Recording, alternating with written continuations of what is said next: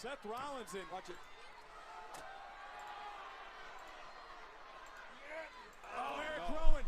Ladies and gentlemen, boys and girls, children of all ages, how you folks doing? Welcome here, welcome back to another episode of Monday Night Raw. I'm your host, Conman167, and we're going to be with you guys for about the next 3 hours or so today. That's right, the invasion angle continues here tonight as NXT is rumored to be here tonight on Monday Night Raw.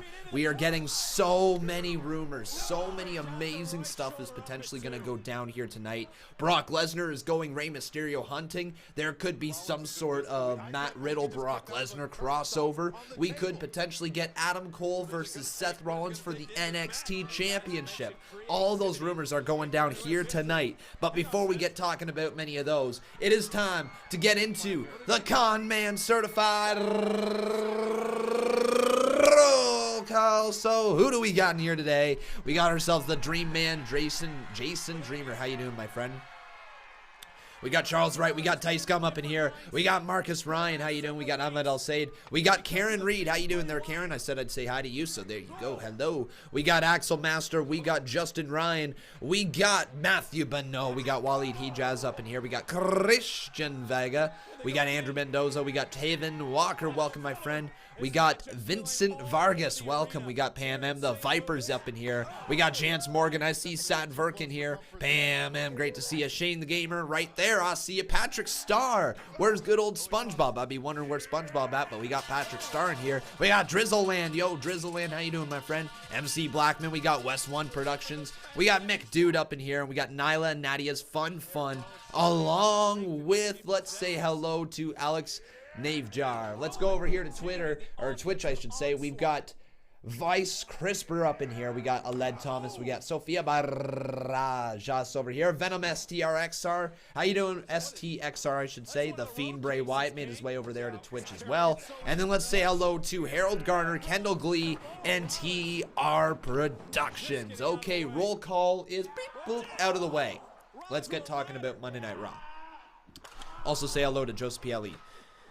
So here tonight, ladies and gentlemen, this is Monday Night Raw, the first show where all superstars are officially back from Saudi Arabia. There's been lots of controversy surrounding Saudi Arabia. I have remained silent on the issue. I chose not to speak out about many of the issues going on with the Saudi Arabian talent, or the talent that was over in Saudi Arabia and what potentially would be going on. Didn't speak too much about it over on Twitter. Didn't speak too much about it over in the live stream on Friday. So I guess I kind of got to cover it a little bit now. Essentially what happened, guys, if you were not aware, WWE superstars got stranded over in Saudi Arabia. The official story is because there was some mechanical issues when it comes to the when it came to the plane, not allowing them to fly out. Since then, there's been a lot of conflicting reports. Some people saying that the Prince of Saudi Arabia, he didn't allow the plane to be taken off due to there being some money issues between WWE and Saudi Arabia, and all those things going on. Now, we got to look at it in this way. WWE also issued earlier here today, they issued the announcement that, well, they're signing on with WWE and Saudi Arabia for a little bit longer. So WWE and Saudi Arabia, I'm not sure if you guys can see the whole photo here. I can quickly actually download it for you guys. Yeah, like the thing is here, guys, WWE, they signed on for essentially till be 2027, right? They signed on to be in Saudi Arabia till 2027. That's essentially what I'm showing you guys up there on the Twitter thing. And so that kind of goes to show that things might be okay, but that could also be a cover deal. That could also be something completely separate that doesn't have anything to do with the whole situation going on right now. So anyways, regardless, guys, WWE and Saudi Arabia seem to be moving forward with their deal, and it seems like it's going to be in place till 2027, and there's not much else known besides that. But welcome everybody once again to the live stream. My name's Conman167. I hope you guys are ready for the show here today. If you are, make sure you leave a like on this video. Also making sure you are subscribed to the channel. Step inside my yard. Scanlon asking me over here, hey Conman, what's the point of Brock Lesnar showing up tonight just to hunt for Rey Mysterio? Can you give your feedback on that? Absolutely. The point of it is to create a new new kind of like challenge for Brock Lesnar, and also to create a story that we've never really truly seen in the WWE of Brock Lesnar versus Rey Mysterio. You know what? Like, that's actually a pretty big match to be going on if you really put it in the grand scheme of things, especially when you start comparing the story that has been told here, and if you take the focal point of, especially for a pivotal role. It definitely felt like we were of what's his name, in a haystack. of Cain Velasquez out of this, well, then guess what? You start getting yourself a pretty cool looking story. If you look at Cain Velasquez as just a little speed bump for the Brock Lesnar Rey Mysterio storyline, right? If you look at that being a hurdle that Brock Lesnar had to get over to get to Rey Mysterio, then this story is freaking excellent, right? The story of Brock Lesnar versus Rey Mysterio, the way that they set up this match, has been excellent. Brock Lesnar has attacked Dominic Mysterio, Rey Mysterio's son. He's also wiped out Rey Mysterio every chance he could get. He wiped out Rey Mysterio's son's Dominic, his, what am I trying to even say here? His father-in-law. Not father-in-law. He's not freaking married. What am I talking about here? What's the name of the word that I'm looking for? Godfather. There we go. He took out his godfather, took out Dominic's godfather, Rey Mysterio's familia. And that wasn't even Spanish. That was just weirdness. But he took out his family. It makes the story seem so good, honestly. Oh, yeah. There we go. Dirty Deeds, there you go. That you can be a part of that, even though you just insulted me. But there you go. Enjoy your shout-out right there. But I'm excited to see where that moves forward. I think it's been a good story. I don't think there is anything wrong with that story being told, and I'm excited to see it hopefully lead to a WWE Championship match between Rey Mysterio and Brock Lesnar. Maybe on Monday Night Raw, maybe not a pay-per-view thing, but hey, it's going to be a good match whenever it goes down. Here we go, though, ladies and gentlemen. It's time for Monday Night Raw. Once again, I'm your host, Conman167, and let's just jump right into this thing. Leave a like, and let's get into this. Oh, who's starting off? Oh, there's 3 limos. Is this going to be all the NXT guy? I think it is, folks. Is the president? It's not the president, Jerry Lawler. Come on, calm down there, bud. It's close to the president, though. It's Triple H. And, uh-oh, I think we're going to get the announcement here that we're getting the invasion tonight. Oh, Triple H whispering into the window. The game has arrived and he's not alone. Oh. This may not be good. Oh, man. All right, let's get a big old NXT chant going on right now, folks. And let's get this show underway. It is time for Monday Night Raw. Once again, I'm your host, Conman167, and we're going to have some fun here tonight. We're going to get some pyro rolling really quickly. Not Shane McMahon, sorry, what's his name? Triple H is here. And we are starting off the show with some pyro. Ah, yeah. Yeah. Marcus Ryan says he's getting chills already. You know what, buddy? I'm right there with you. I'm excited for this show today. I am excited. Because Triple H, guys, Triple H is here. Is he bringing NXT? Is NXT Army? Is the NXT takeover? What are we starting the show off with? Tonight. Whoa! Okay, folks, we're starting the show off with Brock Lesnar, the Beast Incarnate. He said he was coming on over to Monday Night Raw, and he didn't lie. He's pissed off, and Brock Lesnar, the WWE Champion, is here. Oh, God. Oh, no. So let's see what happens here tonight. Does Brock Lesnar get his hands on Rey Mysterio, or do they continue to drag this out a little bit more? Paul Heyman's here with the Beast Incarnate as well, so he's going to have a few words for all of us. Let's hear what it is that Paul Heyman and Brock Lesnar have to say. Brock's in the ring, as is the Walrus, Paul Heyman. Ladies and gentlemen, my name is Paul Heyman, and I am the advocate for the conqueror of Cain Velasquez, the Velasquez vanquisher, the ultimate champion in World Wrestling Entertainment, Brock Lesnar! So Brock's here, folks. In case you don't know, my client Brock Lesnar had enough of Friday Night SmackDown on Fox and has quit Friday Night SmackDown. My client, Brock Lesnar, has come to Monday Night Raw to hunt down Rey Mysterio. Now, a few weeks ago, right after the draft, Raw traded Alexa Bliss and Nikki Cross to SmackDown for 2 future draft considerations. Brock Lesnar has a no-cut contract because he has a Jew for an advocate. All right. And WWE can't fire Brock Lesnar. And WWE has a substantial investment in Brock Lesnar, has to inure the benefit of that investment.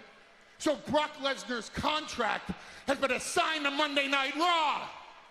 That doesn't mean Roman Reigns can quit SmackDown, doesn't mean Seth Rollins can quit Raw and switch brands. You want to know why? Because Brock Lesnar is different. Brock Lesnar has leverage. Brock Lesnar is special. Brock Lesnar is entitled to do whatever the hell he wants to do. Wow, okay. You know what? I'll give WWE credit. That's a good explanation. I like it. Does that make Brock Lesnar better than me? Yes, ladies and gentlemen, Brock Lesnar is better than each and every single one of you. I mean, it's Brock freaking Lesnar. Brock Lesnar is better. I'm not arguing it. Than each and every single one of you at home. Brock Lesnar is better than each and every one of those bitches in the back that think they're tough guys that can take on Brock Lesnar. Come on, bro. Hit the bro. Which brings me Have to Matt my Riddle point. come out. Come on. Someone here knows where That'd be Rey fun. Mysterio is. No, they're going to jump into the Rey Mysterio. So where's okay, Rey Mysterio? Would you like Brock Lesnar to come over that rail and slap every man in this audience? What are you gonna do? What are you gonna do? Hey, yo, I'm from Long Island. I'll slap him back. There's nobody that's man enough in this Coliseum on Long Island or in that locker room to slap back Brock Lesnar. Come on, give and me that bro. includes Rey Mysterio, who wasn't mad enough to defend his punk son Dominic against the onslaught of the Beast Brock Lesnar.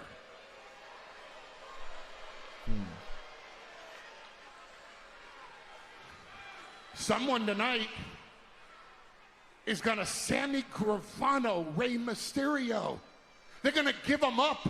They're gonna stooge him off. They're gonna rat him out. They're gonna point him out. And Brock Lesnar is going to commit a felony against mi hermano cabrón Rey Mysterio.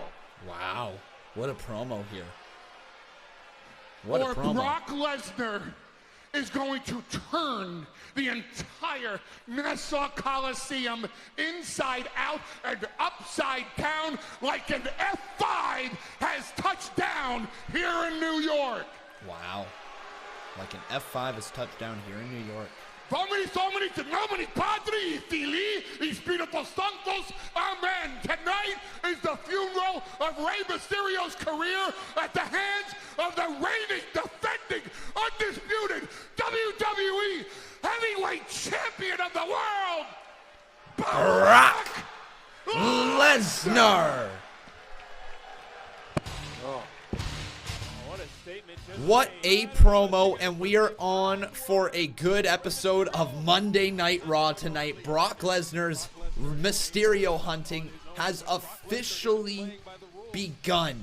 Is Brock Lesnar going to get his hands on a little Rey here tonight? Or does Brock Lesnar come up empty-handed? Or does he maybe get the answer of somebody he's not looking forward to getting an answer from? Maybe a little bro. I don't know, though. We'll see here tonight, though. Welcome, everybody, here to the live stream. Once again, my name is Conman167, and I'm excited for the show here today. We should get lots of stuff with NXT as well. Oh, here's Brock Lesnar backstage. Okay, so Brock's continuing. Brock's not done yet. Oh. Whoever that was, thank you very much, BKM. Thanks for subscribing more. But Brock Lesnar's attacking a random person backstage. The dude's got, like, purple hair.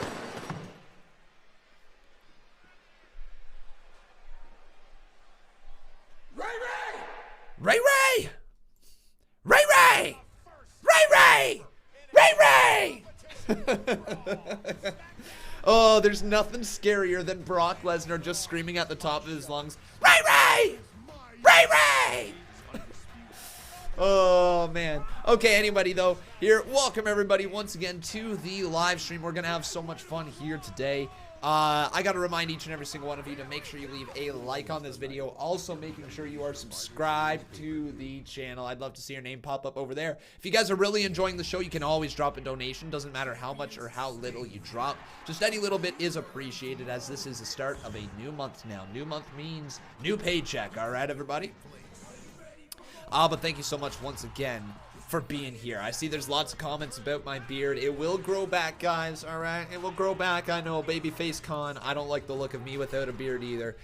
So don't worry, it will grow back within the next few weeks. It should probably be back by the time we're back here once again for Monday Night Raw next week. Most likely. Yeah. Hey, Arctic Sax, how you doing, my friend? Welcome to the stream. Woo! Great to have you up in here. So today, there is things that could happen. So I guess I kind of want to break this down because we haven't really got the chance to talk about the potential stuff that is going to go down here with NXT. So we saw Triple H get out of the limo, and he had somebody roll down the crack of the window of the limo behind him, whispered something into there, obviously some sort of plan, some sort of form of attack, whatever. But regardless, Triple H did not come alone. He didn't. He brought backup, which is most likely the NXT Warriors, the NXT army that he has behind him that he showed us on Friday nights. So tonight we could see somebody get attacked. Somebody could be in a match against an NXT talent. Who knows? But stuff is going to go down here tonight. It's going to be exciting. We are officially also on the Build to Survivor series, if there's people asking why is this going down right now. Obviously, this began simply because of... trying to think. Just simply because the superstars were trapped over in Saudi Arabia, not being able to flown out. So this storyline got pushed front and center. However, that might very well have been one of the best things to happen to the entire WWE. And you never know. Sometimes when you have to throw everything out that you've written and you've planned and all the storylines just go to the wayside, you say, okay, we're essentially starting fresh here tonight with the NXT invasion, which is what WWE has basically done now. They had to do it because there was no other option. But as a result, it made them think outside of the box, and it actually made for a better show. So I'm hoping that that continues here tonight. I'm already intrigued with the Brock Lesnar stuff, to be 100% honest. I think Brock Lesnar's search backstage for Rey Mysterio is going to be cool, or as he now calls him, Ray Ray!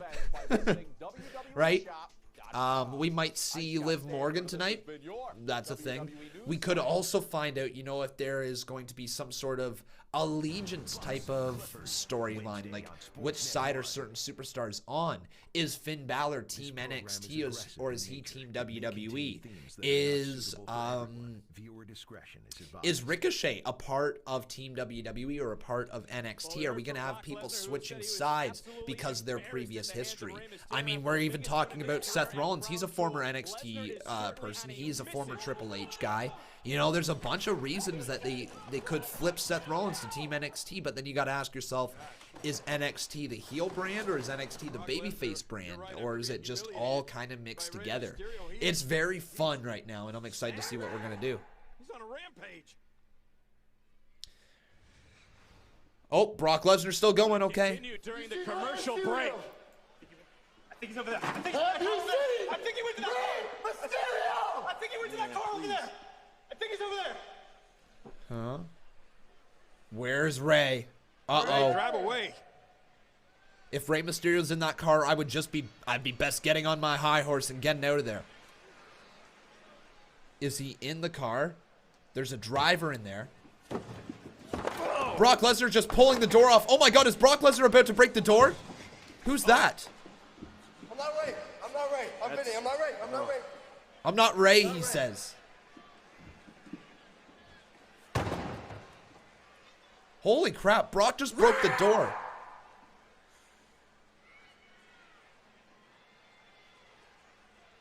Well, look, for Brock Lesnar, who, you know, after about 10 years, finally got his hands and defeated Cain Velasquez at Crown Jewel, and we talked about it, felt embarrassed that after that victory, Rey Mysterio ruined the moment. That's just it, Vic. You can't embarrass a force of nature like Brock Lesnar. I understand what they're doing with the storyline, guys. Completely do. Oh, okay, so we're going to get some Kabuki Warriors. It's lovely to see that the tag team champions don't get an actual entrance. Lovely. Lovely. Yeah, but they will give an entrance to Charlotte Flair. Come on, okay. One little thing that I gotta say right now, folks. Let's not start presenting people that aren't already at the top tier stars as stars, right? Present your people as stars. They will be taken seriously. And sometimes WWE just doesn't do that. They just threw the tag team champions out there of the women's division. No entrance. Gotta show the fact that you are presenting them as stars. Anyways, though, speaking of an actual star, here's Charlotte Flair, the queen. Woo! Everybody right now, I want you to dig down deep, okay? Dig down deep into your gullet. I want every single one of us to dig down right down deep here, okay? Get your hands to your side and let off a giant woo! Right there, that's Charlotte Flair. The queen has arrived. So, let's get Charlotte Flair up on the screen. We're also going to get the Kabuki Warriors of Asuka and Kairi Sane up here as well. It's life-changing. Asuka, there she is. And let's get Kairi Sane. We might have to update their photos as well. And I wonder who's going to be teaming with Charlotte Flair. Are they going to put Becky Lynch and Charlotte Flair together again? Or are they going to go with somebody else? It'd be nice if they went with somebody else with Charlotte. Kind of just separated Becky Lynch from that one. But yes, Charlotte did get her pyro back tonight as well. She sure did. There's so many women here that shows us that the country's developing. Are we going to get Liv Morgan returning here? Remember, Liv Morgan left when she was against Charlotte Flair, right? Yeah, we had Charlotte Flair versus Liv Morgan. Liv Morgan went away. I wonder if we get her to come back here tonight. WWE.com/Kairi Sane. Just gonna quickly update their photos here, guys. The women's evolution takes another step tonight. Not only in WWE, but here in Kairi Saudi Sane. That's how you Arabia spell her name. and I misspelled her name. an Okay, historic cool. and emotional night. So Kairi Sane right there. And then we're going to get the other superstar up here on the screen as well. It was like all of this love that was just waiting to be released. That door has now been opened. And What'd you guys think of the whole match in Saudi Arabia of the first ever women's match? Pretty important stuff, eh? Pretty freaking important stuff. That was bigger than wrestling, in my honest opinion. Much bigger. Okay, who's gonna come on out with to be Charlotte's team? Natalya. Okay. All right, Natalya. You know what? I'm not gonna lie, guys. WWE's missing a prime opportunity to make Natalya and Lacey Evans into a tag team. If they don't do it soon, they're gonna miss their opportunity. This would be a really good time. I don't know why they aren't having her and Natalya team together right now after the fact that they just had that match. Is Lacey Evans over on SmackDown? Hang on. Lacey Evans is on SmackDown, is she not? She just got drafted there. That might be a reason why. Unthinkable. It was amazing. Yeah, now I'm thinking about it. It's probably because she's drafted over there on SmackDown, right? Yeah. Everybody's wanted to interview her. Everybody's wanted to have her on camera. But look, Charlotte does not seem to. Yep, she is on SmackDown. Okay. I think Charlotte's very impressed by Natalya and what was. All right, here we go, folks. So let's get this matchup over on twitter.com/Conman167. And let me ask you guys, who do you think is going to win? Remember, everybody, though, if you are enjoying the show, you can always drop your own donation. Doesn't matter how much or how little. So, who will win? Hashtag Raw. So will it be Charlotte and Natalya, or will it be Kabuki Warriors? Okay, guys, after turning on Paige last week as well, the Kabuki Warriors do have some nice steam with them.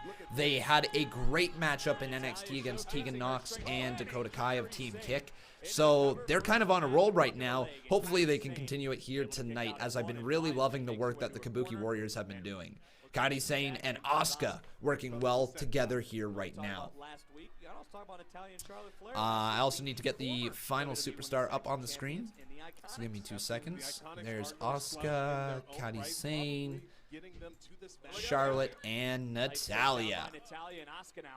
Trying to figure out her way free. Boom. All right. More matches than any other woman in WWE history. Nice move right there by Asuka. She flips around into some sort of modified leg lock, but Natalya rolls through, gets out of that one, and is back up to her feet. Do you guys like the face paint that Asuka has been putting on recently? I'm pretty sure it's the same style of face paint as she had over in Japan, if I'm not mistaken, right? None were bigger than that moment. As Charlotte Flair in her own right pretty sure. That's the face paint that kind of got her here. Winning streak of Asuka at WrestleMania. Who's getting the green mist tonight, Charlotte or Natalya? Here's the thing: if they put it on Charlotte, if they did the green mist spit onto Charlotte Flair, it would have so much more impact. But if they're trying to delay it for whatever reason, and I don't know what that reason might be, but if they're trying to delay it, then I understand wanting to put it onto Natalya here tonight. But after Natalya just had that great match in Saudi Arabia, I think we should put the green mist on Charlotte tonight. I think that offers a bigger impact moment, in my honest opinion. Its player says this match might end in DQ because of the NXT superstars. It very well might. You know, we might not get a closing end to this match. I mean, Shayna Baszler could attack Charlotte Flair, right? Charlotte Flair, or what is her name as well? The four horsewomen, Shayna Baszler, sorry, what's their names again? Marina Shafir and Jessamine Duke. They could attack the Kabuki Warriors, leading to a tag team title match on NXT down the line, right? We could have that kind of crossover right there. It's entirely possible this all goes down during this matchup. Natalya could also be attacked by somebody like Bianca Belair. That would be a very easy way to get that attack moving forward, right? All I got to say about this with WWE, though, is that every year around Survivor Series, they are finding a way to get us reinvested into this show. Because Survivor Series, for a long time, it didn't feel like it had much momentum behind it. It honestly didn't feel like there was too much steam and there was any reason for it to be considered a Big Four pay-per-view anymore. But WWE over the last couple years have made it a must-see pay-per-view when they post brand head-to-head, you know? And now you add an NXT this year, making it a brand versus brand versus brand type of pay-per-view. That's just amazing stuff. And I'm excited to see what's going to happen at Survivor Series. To me, it's a must-watch pay-per-view, and it's going to be a really, really good time. No worries there, Christopher Beast Mode. James, I appreciate it, buddy, regardless. If Io Shirai comes to save Asuka and Kairi, then NXT might come to Raw. Entirely possible, buddy. Entirely possible. Did I hear about the Liv Morgan theory? I've heard a lot of Liv Morgan theories. I've heard a lot of theories that she could be involved with Bray Wyatt, that she could be coming back on her own, that she could have an entirely new gimmick, that it could be the same gimmick. I've heard rumors of rumors of rumors of rumors of rumors. And at the end of the day, that's what they are, right? Rumors. We'll just wait and see when it actually happens. Justin Beverly says if NXT attacks, it would probably be Dakota Kai and Tegan Nox because it would create a nice storyline. That would, for sure. Sure, that would be. $1 cheesy tots, the perfect snack, only at Burger King. Toronto, Lisa Sachs saying Seth and The Fiend have a steel cage match tonight. I don't think they will. I don't think that's going to go down tonight, unfortunately. I think we will hear from Seth Rollins. It's just regarding what's going on with Seth Rollins. If he needs to say, like, I need to prove myself, I'm going to take on Adam Cole, I'm going to stand up for Monday Night Raw since nobody else will. I'm going to take on Adam Cole tonight and then have Adam Cole beat him. That's the story that we could see here tonight. Yeah. Oh, Marcus Ryan bringing out a good one. Imagine if Rhea Ripley attacked Charlotte. That's a pretty cool scenario. I would like to see Rhea Ripley versus Charlotte Flair down the line as well, for sure.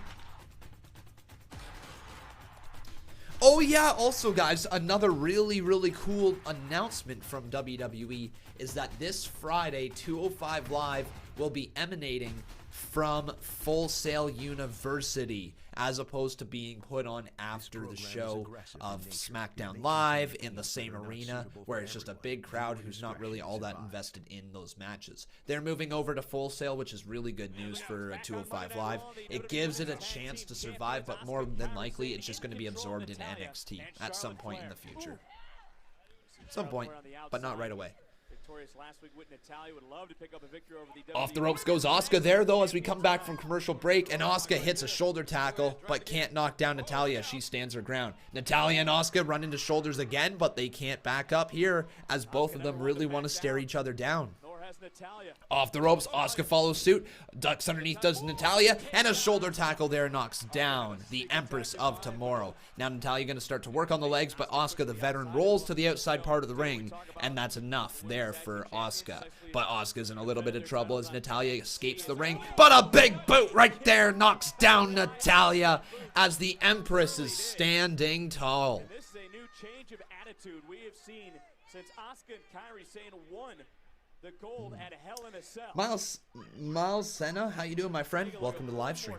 Feel the impact. Bam, man, what a kick. Do I think we'll get Rollins tonight? Yes. Sound of that kick, foot meeting face. Yes, I think we will get Rollins tonight in some sort of capacity.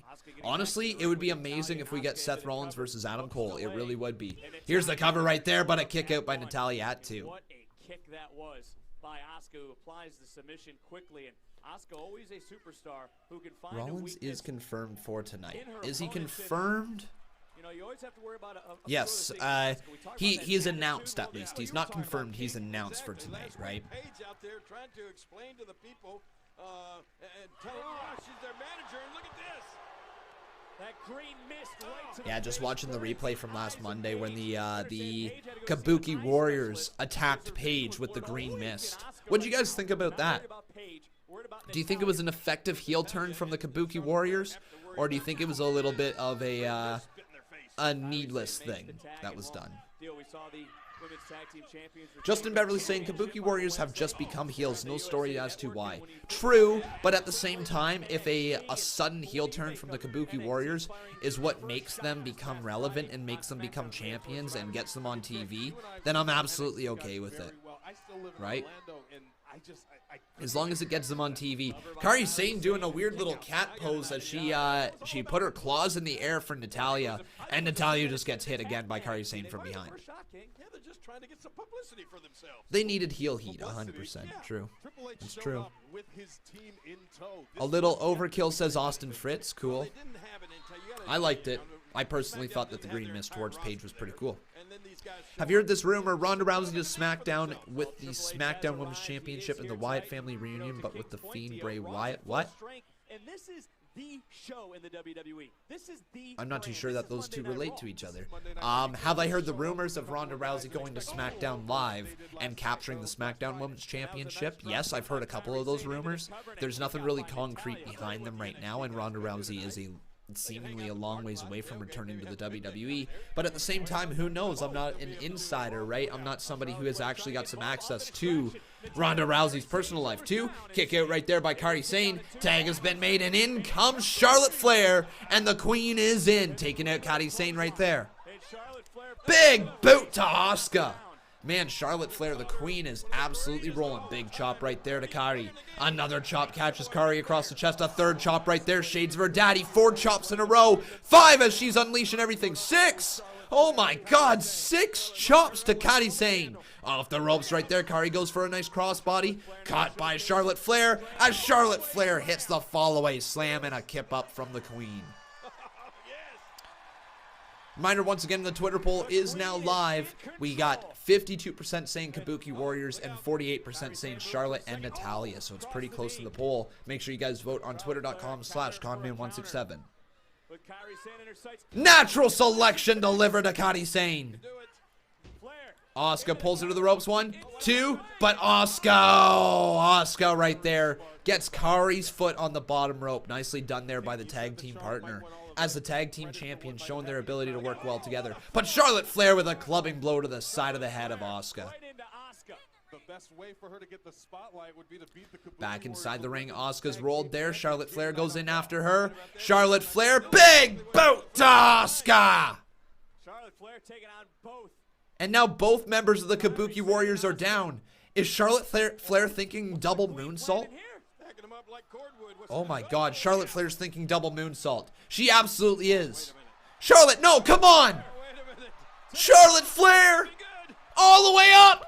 Moonsault Asuka! And she got a little bit of Kairi Sane as well. Cover 2. Asuka, oh! Did Asuka just break that up? I think Asuka somehow broke that up.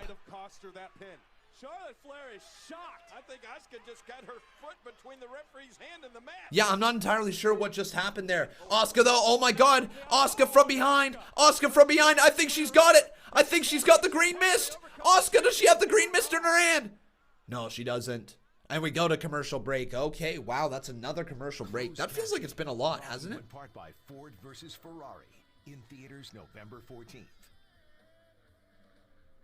Yeah. You're an NHL fan who wants more stars and more games. I'm pretty sure that's been like, is that not our 4th commercial break, or is that only 3 so far?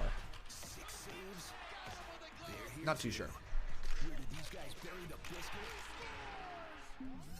Man, I feel like Asuka is getting her undefeated streak. What do you mean about getting her undefeated streak? She's already had an undefeated streak, and it was destroyed at the hands of the main roster.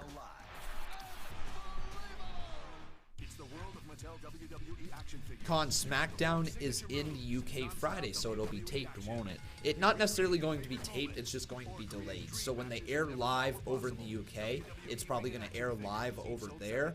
But here, local time, it is probably going to air normally, and it's just going to be taped in that sense. Yes, a little bit taped. Yep. Up the mountain, down the mountain. Symmetrical full-time all-wheel drive with X-mode. Scanlon saying Conman is John Cena returning to in-ring action. I didn't hear. Not that I've heard. To be 100% honest, not that I've heard. Not anytime soon. Benjamin Armory says, Conman, earlier I asked you about Becky Lynch and you answered my question very well. Now I ask your same again in 2019. What are your thoughts on Charlotte Flair in general? Thoughts on Charlotte Flair? The best women's wrestler, I think, in the company. In terms of being an overall star.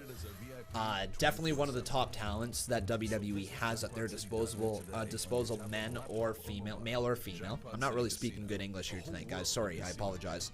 One of the biggest stars WWE just straight up has. She is a superstar who can do absolutely anything in the ring. She's a superstar who's incredibly over, and she's a superstar who's going to be with the WWE for a long time. I personally think Charlotte Flair has a bit of a cap on her promo ability, to be 100% honest. As well as Charlotte Flair can sometimes tell a promo, she also sometimes has that one-dimensional promo that doesn't allow her to venture very far with her character. And I think she is naturally a better heel than she is a face. But overall, one of the top talents that WWE has at their disposal in Charlotte Flair. Raid Shadow We got ourselves a $2 dono right here from Bradley Robinette, who says, welcome to Monday Night Commercials. Damn right, man. Thank you so much for the $2 dono. I believe you're actually our first dono here today. The donos have been a little quiet, folks, here today, which is okay, but also at the same time, remember, this is the way that we earn our revenue for this stream. If you guys would like to drop a donation, doesn't matter how much or how little, any little bit is appreciated, but this is our full-time job right here. And if you guys enjoy the show, then please consider supporting it. You can also consider becoming a member on this channel as well if you'd like to support it a little further and get some perks back for you. Charles Wright dropping $2 in here says, I'm hoping they don't ruin this storyline, or sorry, run this storyline to Survivor Series. This one of Charlotte Flair and Natalya versus Kabuki Warriors? Which storyline are you talking about, man? I'm not too sure which one you're talking about. If you're talking about this storyline currently at hand, it's not really much of a story. It's just kind of a one-off match, right?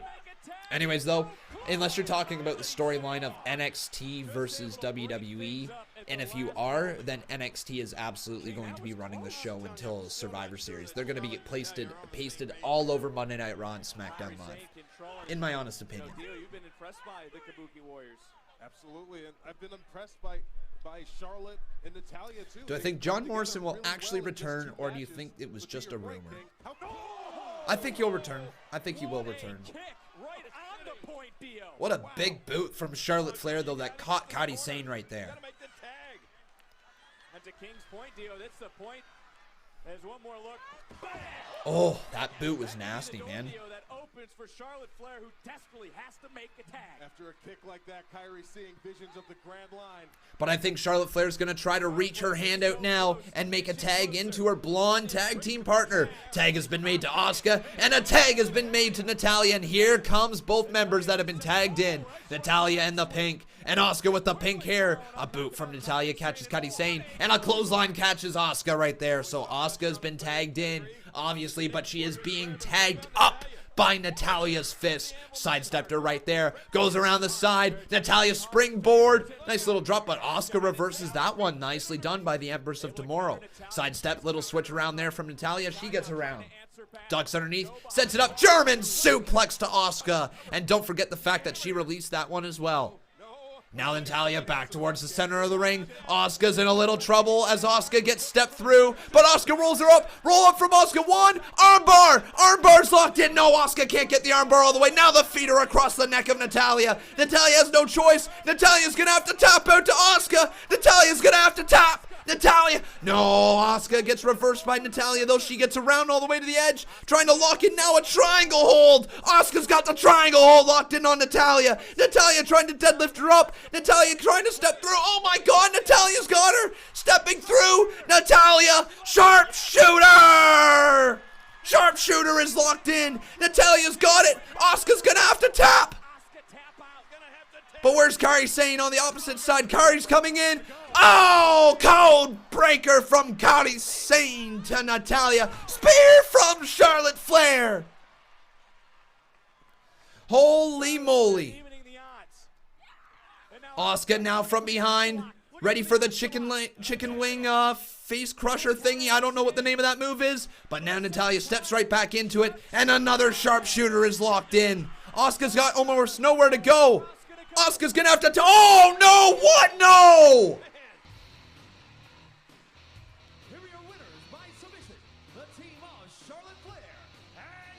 Oh no! Oh no no no no no no no! We had a $2 dono. Let me read that real quick before I go into it. Charles Wright said, "I'm hoping they can be successful with NXT to Survivor Series. I hope they can too, man." Here's Brock Lesnar again. But that's not good. Why the hell did the tag champs just lose clean on TV? I'm not going to ask you again. Where's Rey Mysterio? Who the hell are you anyway? Where's Rey Mysterio? You. It's the king. You know everything. Tell me, Jerry Lawler. Where's Rey Mysterio? Tell me. Oh God, is Brock Lesnar going to attack Mysterio is, or I'm going to unleash the beast on you. And if I unleash Brock Lesnar on you, no one will resuscitate you when you die on the air again. Where is Rey Mysterio? I don't... Hey, Dio! Whoa! Dio Madden stand up to Brock. Oh God! Oh God! Brock Lesnar's attacking Dio Madden. Oh my God! Brock, stop! He's a commentator and a former football player, but he just took the biggest hit of his life as Brock Lesnar unleashes an F5 on Dio Madden. Oh my God!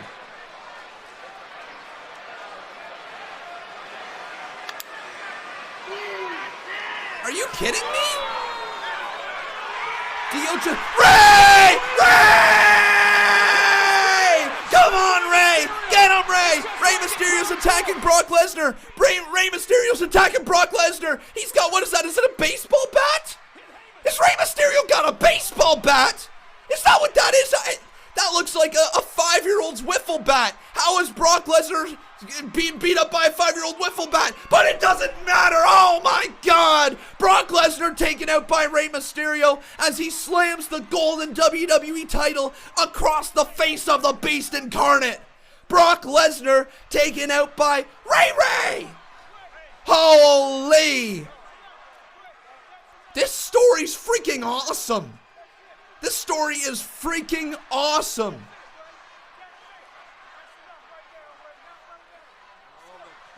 Holy moly. What happened to his son at the hands of Brock Lesnar? It just came out. Well, that was cool. That was really freaking awesome, not gonna lie. Over here, guys. Brock Lesnar taking out by Rey Mysterio. Wow. Jack dropping $5 in here. How you doing, Jack? Thank you so much, my friend. He says hello. Well, I say goodbye. Get out of here. I don't want you here anymore. I'm joking, Jack. How you doing? Woo! I'm a little tired from shouting there, buddy. Hello. Hello to you too. But yes, let's quickly talk about the tag team titles from the women's division, because no matter how cool that segment was, I should probably mark that down anyways, 48 minutes. Have you tried Little Caesar's new pizza portal pickup? Customize your Okay. pizza online, skip the register, and you know So, what to do next. WWE just took the tag team champions of Asuka and Kairi Sane, who they are trying to build up, and they put a tag team, a makeshift tag team of Natalya and Charlotte Flair in the ring against them. Not only did they have that match end with the non-tag team picking up the win over the tag team champions, but they also had Asuka tap out. She tapped out. Tapping out. The tag team champions giving up in a match, saying we are quitting this match on free TV against a tag team that is not a tag team. WWE, don't do this to your champions. Please don't do this to your tag team champions. It's the reason that the Iconics didn't get over long term, even though that they're still over. It's the reason that they didn't stay champions for a long time. It's the reason that you have other people not able to rise up the ranks. It's why the tag team championships are viewed as jokes in the eyes of many, many fans. So present your stars as stars and stop having them lose on free TV the week after a big freaking win.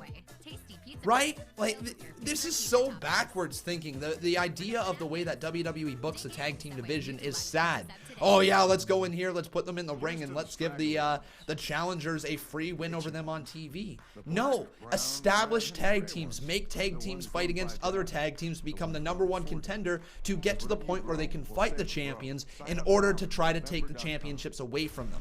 It is not a hard concept to understand. build other tag teams up without having them beaten the tag team champions already. Because what happens? You just get to the tag team title match, and then you just have the tag team champions beat the team that's already beaten them. And you say, oh, well, nobody's any better for it, because you're not. It's called 50-50 booking.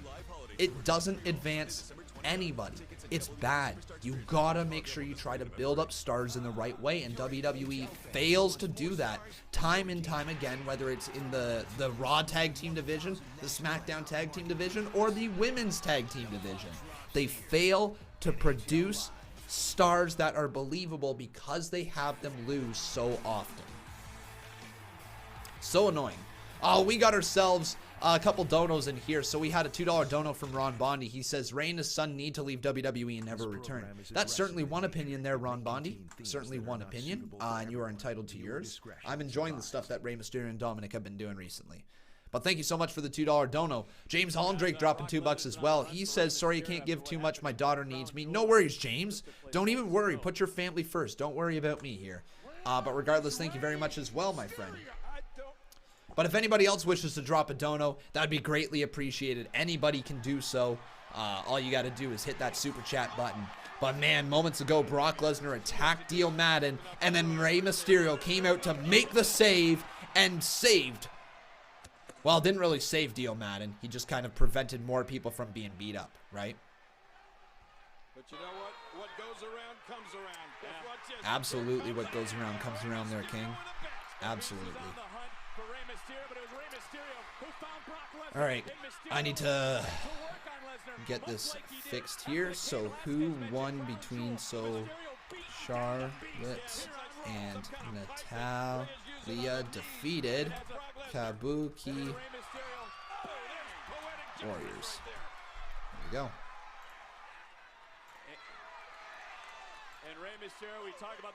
Also want to give a shout out to Brandon Mish and Jamie Bain for following me over on Twitter. Thank you guys very much. I appreciate it.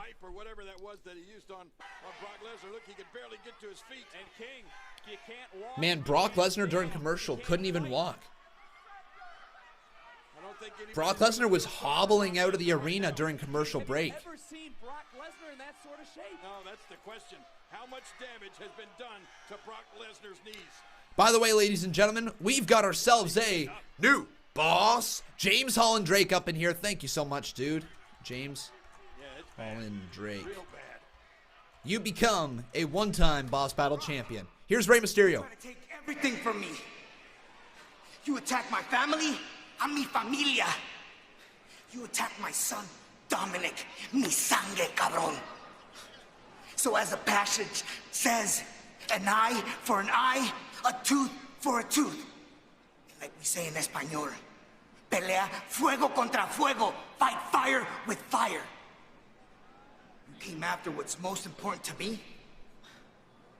Now I'm coming after what's most important to you, the WWE Championship. Oh, yeah. Oh, yeah. At Survivor Series, are you gonna be man enough to come after me like I came after you tonight? Wait, at Survivor Series. Wow. King, certainly a challenge laid down by Rey Mysterio for the WWE Championship against Brock Lesnar at Survivor Series. At Survivor Series, so does that not mean we're not getting WWE Champion versus NXT Champion versus Universal Champion? That's a little weird. We'll find out. We'll watch this entire story develop, and we'll see if they end up going the WWE Championship match at Survivor Series of Brock Lesnar versus Rey Mysterio, or if they go with something else. But anyways, right now, let's turn our attention to the match at hand right now. We got ourselves Buddy Murphy versus Cedric Alexander in the ring right now. A 205 Live matchup. These two absolutely tore the house down on 205 Live. They've got great chemistry together, and now they're going to try to bring their skills here to Monday Night Raw and showcase all their talents to you guys in the center of this ring.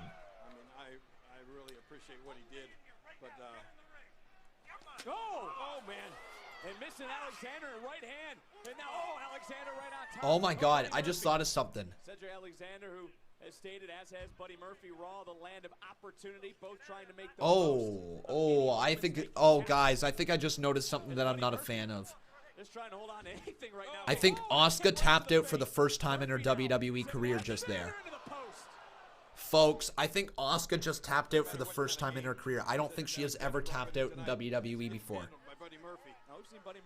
Has Asuka ever tapped out before this? Oh God, I actually don't know. He's opened a lot of eyes. He's made a believer out of a lot of people. Here we go. Cover. Alexander left shoulder up. Now again, this time hooks the leg and another kick out by Alexander. And or did she tap to Charlotte? Oh no, never mind. No. Nope, that's not. She tapped to Charlotte at WrestleMania 35. Yep, okay, sorry, my bad, guys. But she has not tapped out all that often. Sorry, my bad. No, she tapped. Oh, I'm seeing this chat. Yeah, I realize I said something stupid, guys. Sorry, nope, it was Charlotte at WrestleMania. Never mind. My bad. Hey, Kevin Layoff, how you doing, my friend? Welcome to the live stream. It's great to see you. Great to see you up in here. But right now, everybody, like I said, let's get this match over on twitter.com/Conman167. And I want to ask you guys, who will win? Hashtag WWE RAW. Will it be Buddy Murphy? It worked for me for a long time.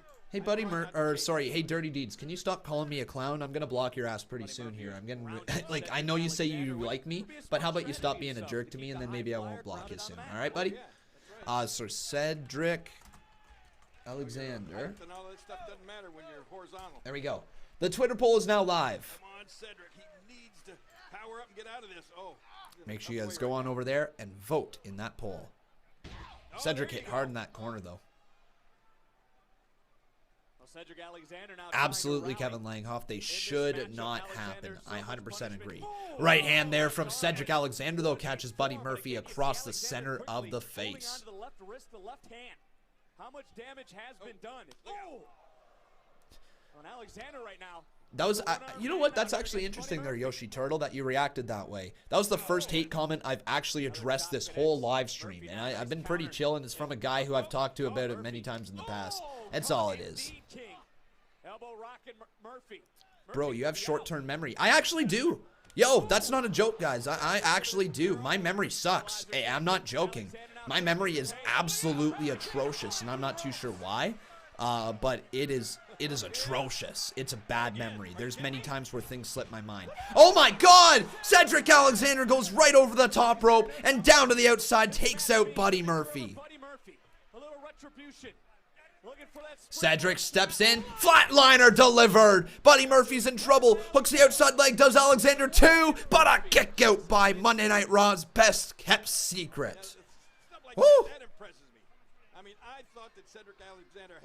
Man, this match is freaking good right now. These guys have been putting it all on the line as we start to build up towards this finish.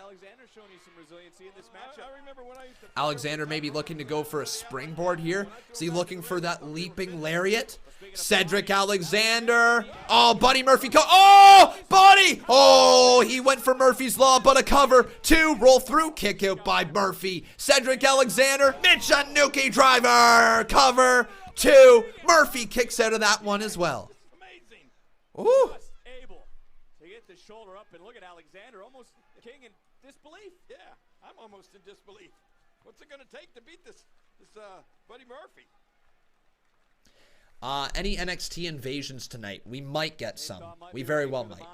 Remember, once again, though, guys, if you are enjoying the show, please consider dropping a dono, as any little bit is appreciated. You can take a look down in the description below to find out which donation gifts and which amount get you what.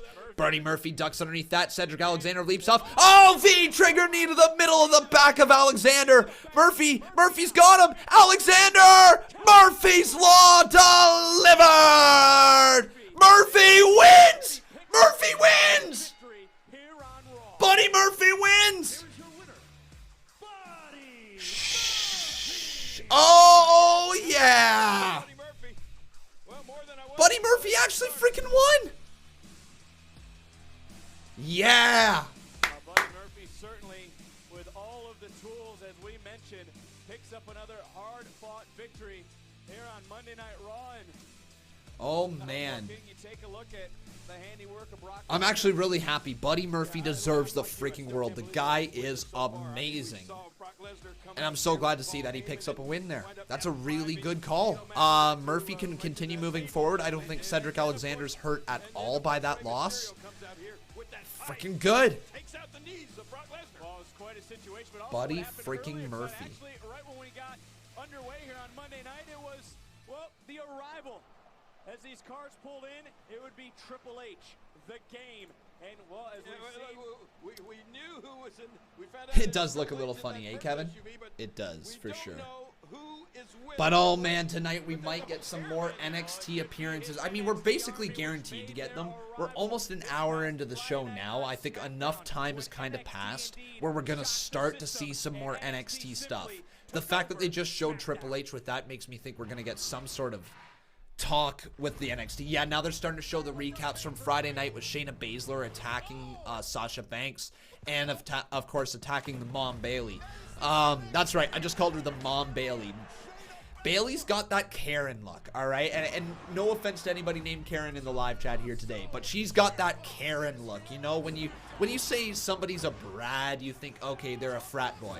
When you say somebody's a Karen, you just picture them being somebody who is going into the grocery store and complaining that the bag of peas that is normally $2 isn't on sale for $1.99. You know, that's the Karen we're talking about. The 1 penny savings right there is the type of Karen Bailey is. And like, I just love that because she just has that look of being just an evil mom. Just being a Karen, right? And sorry once again to anybody named Karen in here because I definitely know there is one watching. No offense to your name being Karen. I'm sure you're a lovely lady.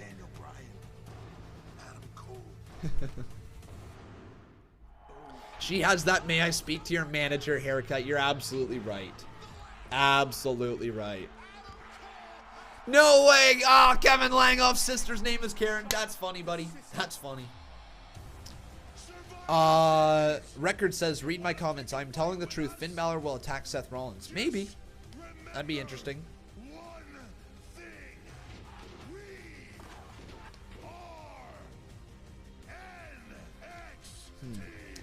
All right.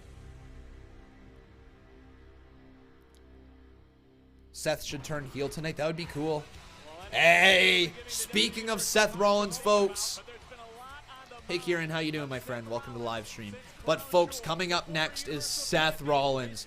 And this might be the start of the NXT invasion with Seth Rollins on the screen. I would not be surprised. He's viewed as the quote-unquote locker room leader of Monday Night Raw.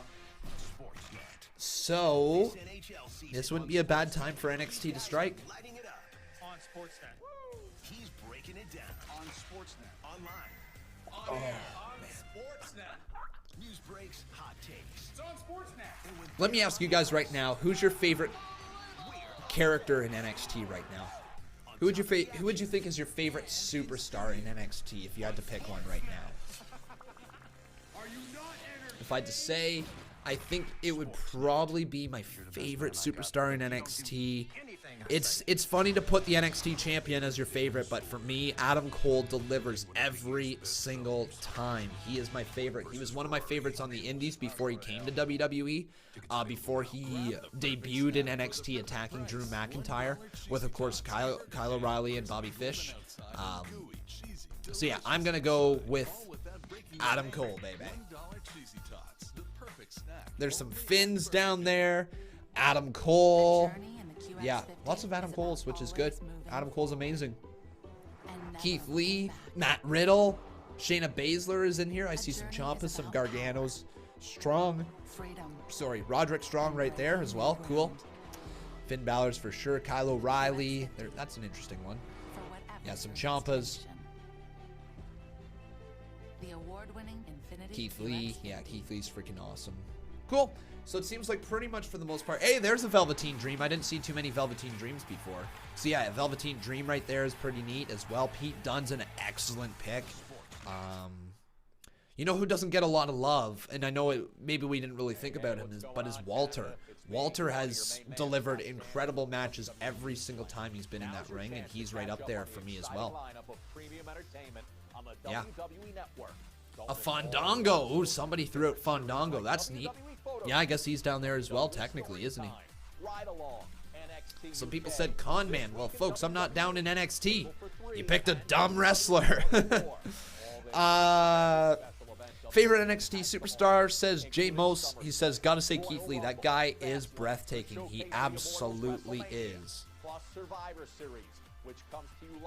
But I think up next, folks, we're going to get the Seth Rollins promo. I'm very excited for it. I'm just going to quickly roll some ads. Remember, though, everybody, if you are enjoying the show, please consider dropping a donation. Doesn't matter how much or how little. Any little bit is appreciated.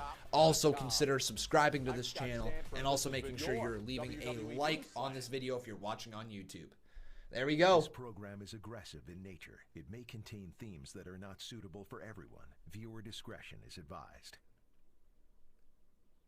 This Friday, I want to hear from Seth Rollins. This is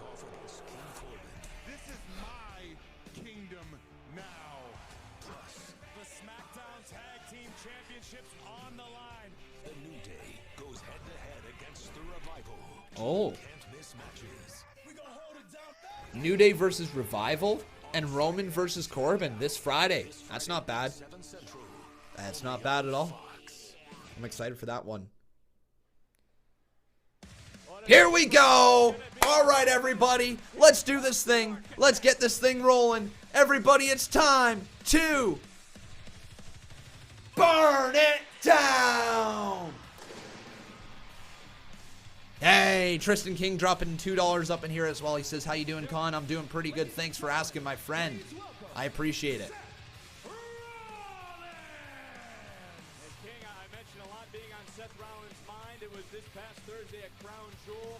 So Tristan King dropping $2 right up in there. Chris Jenkins saying this group of people has changed immensely in the last 3 weeks. What do you mean changed immensely in the last 3 weeks? I think we've just had a few moderators not be able to show up. Other than that, I'm seeing a lot of the same names that I normally see up in here. Chances are we've just picked up a lot of new people with the resurgence of WWE, right? There's been a little bit more intrigue going on within the last few weeks, some more people coming back. I think this is still the majority of the same people that are always in here. We just got more extra people. Here we go, though. Seth Rollins is here. Seth Rollins. Can you imagine little kids in the hospital being There's some boos, man. Champ and it being the Fiend, Bray Wyatt? Oh, my God.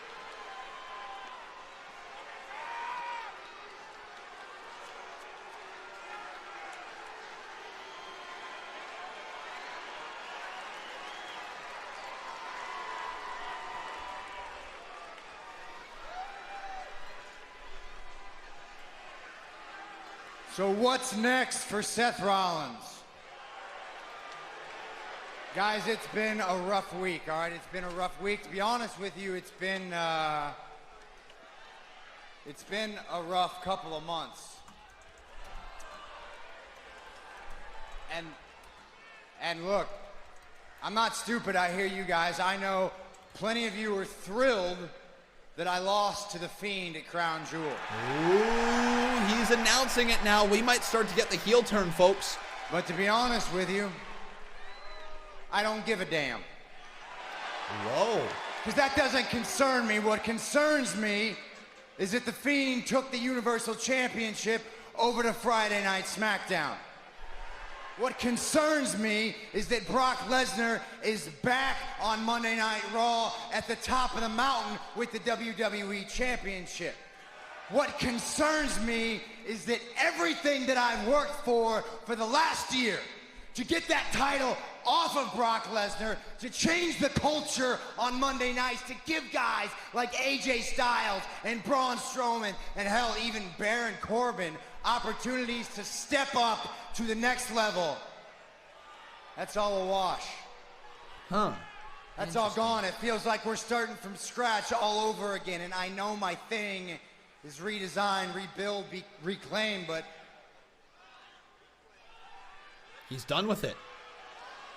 Oh.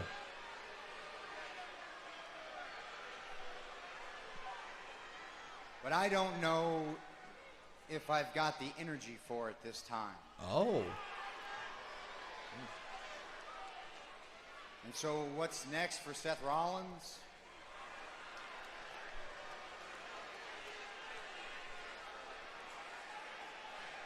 For the first time in a long time, guys, for the first time in a long time, I don't know. Oh. Uh-oh.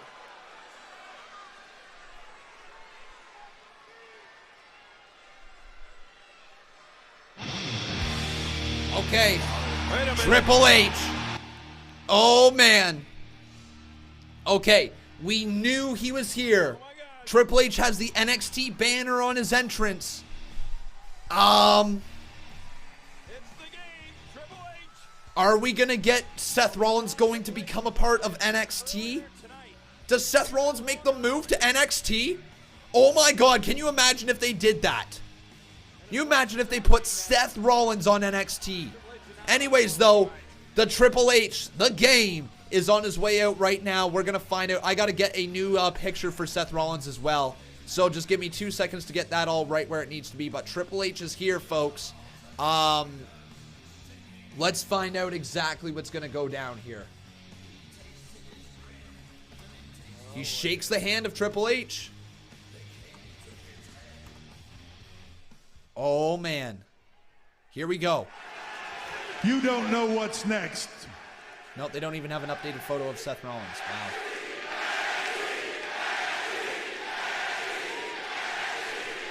The NXT chants are going. You guys might as well join in. You don't know what's next. Funny how history repeats itself. Seth, whenever you don't seem to know what's next, our paths cross. It's been that way for a long period of time, and a wise man recently said, if you want to know what your future is, you have to go back and retrace the steps of your past. Maybe your past is your future. Oh. Seth, I mean, let's look at it. You and I go way back. First time you came to me and you were unsure of what's next, you walked away as the first ever NXT champion. You put that brand on the map. You were the foundation. When you didn't know what was next after that, you came to me again and the Shield was born. Ooh.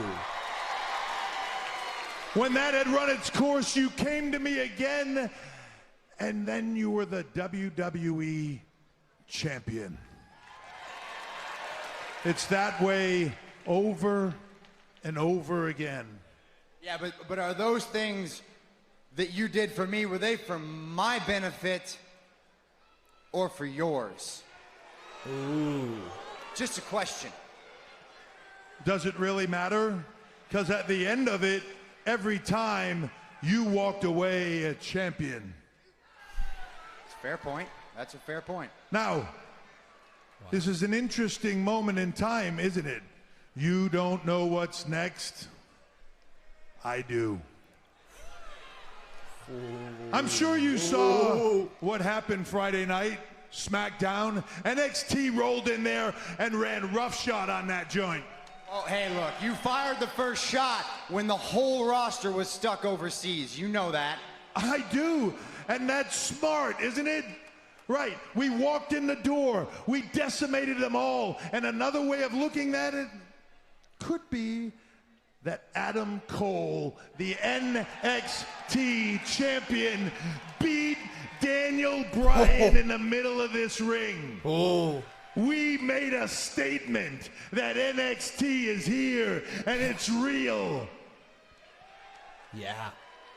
We made a statement. NXT in this moment, Seth, is on fire. The whole world wants to know. Is Rollins gonna join what is NXT? NXT gonna do next?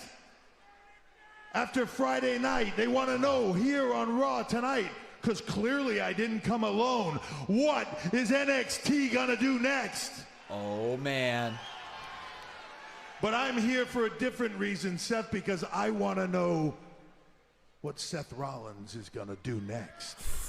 Come on, join him. Because what Seth Join him. Rollins does next well, that'll affect what I do next. Oh, that's a threat. That's a threat. Survivor Series is Raw versus SmackDown, and for the first time ever, versus NXT. And we got something to prove, Seth. So, maybe you don't know what's next. Maybe you don't know if you have what it takes. Maybe you don't know if you have the energy anymore, or the drive, or the passion, or the heart, or whatever it is that it takes to motivate you. But I do. I know how to get you there. I always have. I know how to make you great. You know how this works, Seth. Oh, man. Better than anybody. Because you are either with me in this moment, or you're against me. Oh my God, are they here? Are they here? Are they here? Oh no! It's the Undisputed Era! It's the Undisputed Era! On Monday Night Raw! Kyle O'Reilly, Roderick Strong, Bobby Fish, and the NXT champion Adam Cole, baby! They're all here. The UE is here. Seth, you are either with me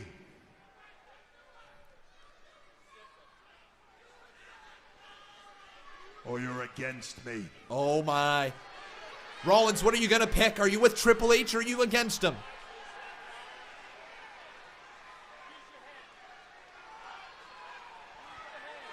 Rollins, who you picking? Rollins, who you picking? Uh-oh. Oh, shit! Oh, man!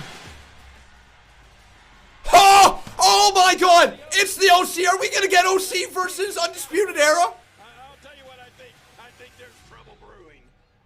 Oh my! Oh ho ho ho! In the world and the United States champion making their way to the ring. Oh my God! We're getting essentially Bullet Club versus Undisputed Era here. Is it gonna be Seth Rollins teaming with the OC? Are we gonna get an 8-man tag team match? So many questions right now. Is Rollins with NXT? Is the Undisputed Era is just hightailing out of there? Oh, come on. Come on. Undisputed Era just running away from the OC. Oh! What? What the hell? Oh! That's Dijakovic! That's Dijakovic! Who else is that there? Who's that? Is that Damian Priest? Oh my God, the Undisputed Era is just laying out everybody as they come back into the fight. I'm pretty sure that's Dominic Dijakovic. That's Damian Priest as well. And here comes some cavalry. Here comes Zack Ryder, Kurt Hawkins, and Rowan, and R-Truth as they chase him out of there. Oh, Lordy Lord. Okay. But where does Rollins lie? Notice this. Nobody attacks Seth Rollins. Where does Seth Rollins lie?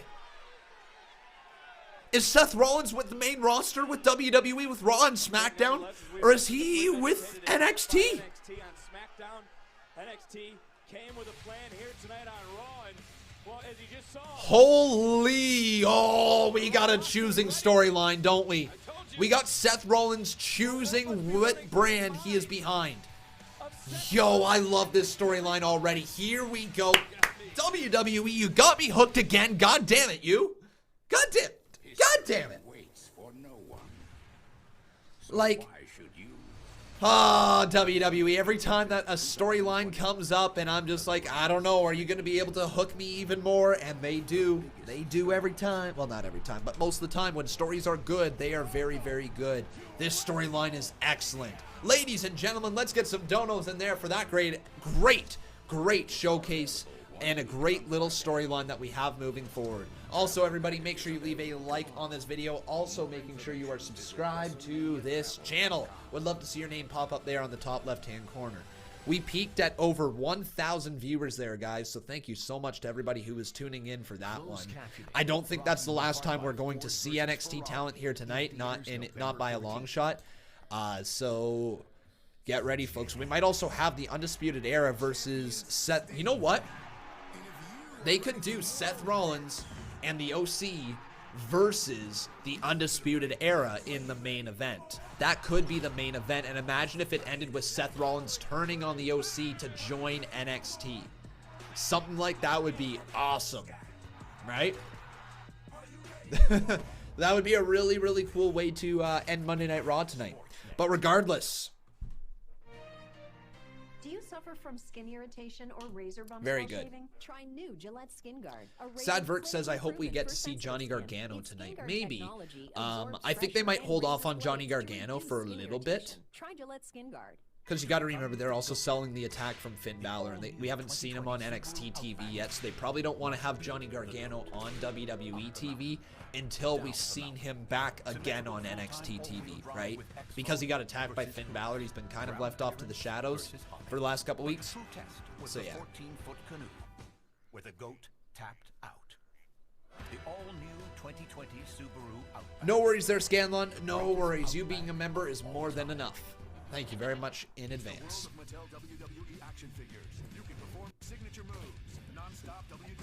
You absolutely are, Kevin Langoff. You got a 2-month reign so far as the Boss Battle Champion. You've been killing it, buddy. You definitely don't want to lose that one this month, though. Maybe you can make it 3 times. I think we've had Cody Begg be a 4-time in a row Boss Battle Champion, like a monthly Boss Battle Champion. The dude was a beast there for about a quarter of the year. He was absolutely killing it. With the boss battles. World-class machines with some truly killer tech.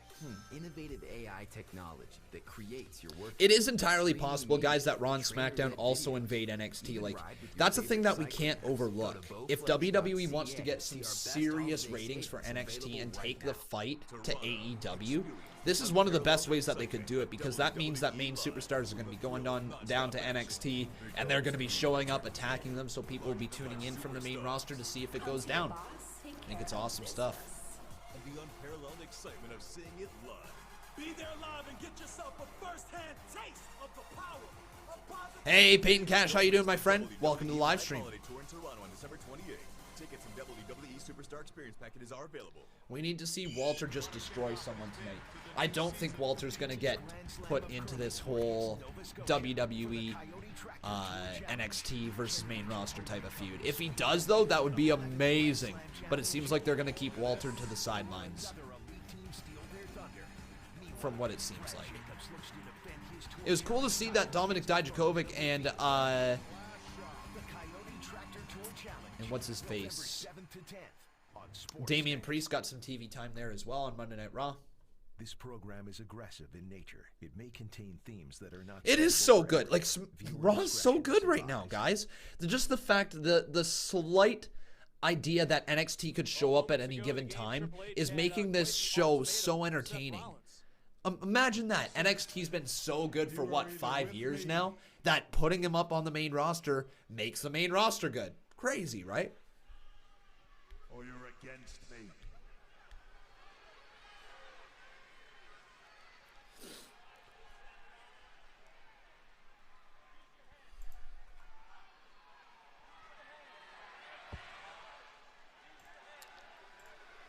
And it was a tough decision for Seth Rollins, but after what we witnessed Friday on SmackDown, NXT Who will be the 7 people in the tag team match in Survivor Series? Not too sure. Whisper Gaming? Not too sure. This segment was decent. The rest of it has been crap. Really? Interesting. For me, this whole show's been really quite good. It sucked that Asuka lost. All right? Let's be honest. It sucked that Asuka lost. Buddy Murphy versus Cedric Alexander was fine, and I'm very happy that Buddy Murphy got the win there. I've been really enjoying the Brock Lesnar stuff as well tonight, and Rey Mysterio's attack on him. Here's Triple H. Hunter, you came here, you want to light a fire under my ass? Well, mission accomplished. Yeah, But this isn't Friday Night SmackDown. This isn't a depleted roster. This is Monday Night Raw. And if you want me on NXT on Wednesdays, I'm not coming as a former Universal Champion. I'm coming down there as the top guy. So Daniel Bryan couldn't get the job done on Friday, but I'm not Daniel Bryan. I'm better. I'm Seth freaking Rollins. So give me Adam Cole, give me an NXT title match, and give me it tonight. Adam Cole versus Seth Rollins for the NXT Championship tonight. Welcome back. Challenge accepted. Oh, I'm gonna faint! Oh my gosh. Oh, That's gonna happen tonight, but oh, I mean, if my Seth God. wins, do we lose Seth on Raw? Okay, that's a good Oh my God, I'm gonna faint. This has been crazy. We're getting the match. We're getting that match. It's gonna happen. Oh my God, I'm so happy. I am so happy right now. We are getting Seth Rollins versus Adam Cole, a personal dream match of mine. Two of my favorites going head to head tonight for the NXT Championship. Oh, hell yeah. Sports entertainment. And all of you watching here live tonight and all of you watching at home have the rare opportunity to watch me embarrass and humiliate that butt ugly woman that has to hide her face behind a luchador mask. And also, we get to watch Sin Cara be exposed as not only a man without a face, but a man without a prayer of ever defeating the most talented superstar in the world, Andrade! In the world, you're taking in a lot of territory. That's quite a statement made. All right, let's roll this $5 dono from Natalie Rybanko. Thank you very much. This match was set up on the bump when they were both interviewed. Absolutely there, Steve Taylor. You said that. Gotta admit, nobody writes these type of Battle of the Brand stories better than WWE. That is very, very true. I also think that has to do with the fact that nowhere else in the world really has the opportunity to do a Battle of the Brands. Every brand in the world only seems to have one division or one brand, right? So Ring of Honor only has the Ring of Honor, you know, show that they have. New Japan has only the New Japan. Catalina and Sin Cara. Yeah. We saw Catalina last week. Sin Cara trying to use her as a, well, we call it an X factor to kind of keep Zelina Vega at bay. It didn't help him last week, certainly. Who's Carolina? Game plan tonight for Sin Cara. Turn things around quickly. Watch this entrance. Whoa, man. Who's Carolina? Amazing. I think you should be a luchador. At least then you can wear a mask. This is interesting. Carolina, who is this girl? Well, we're set for mixed tag team action here on Monday Night Raw. She was apparently here last week. I didn't get to watch last week. WWE is still one brand. Yes, with two sub-brands as well, right? WWE is a brand, but no other company has sub-brands available. Natalie Rybanko dropping another $5 saying, if Seth goes to NXT, my Mondays are going to be free. Well, there you go, Natalie. So basically saying if Seth Rollins leaves, you're not going to watch Monday Night Raw. Interesting. But right now, folks, we got ourselves a 2-on-2 mixed tag team match going on right now. You got Carolina and Sin Cara versus Zelina Vega and Andrade.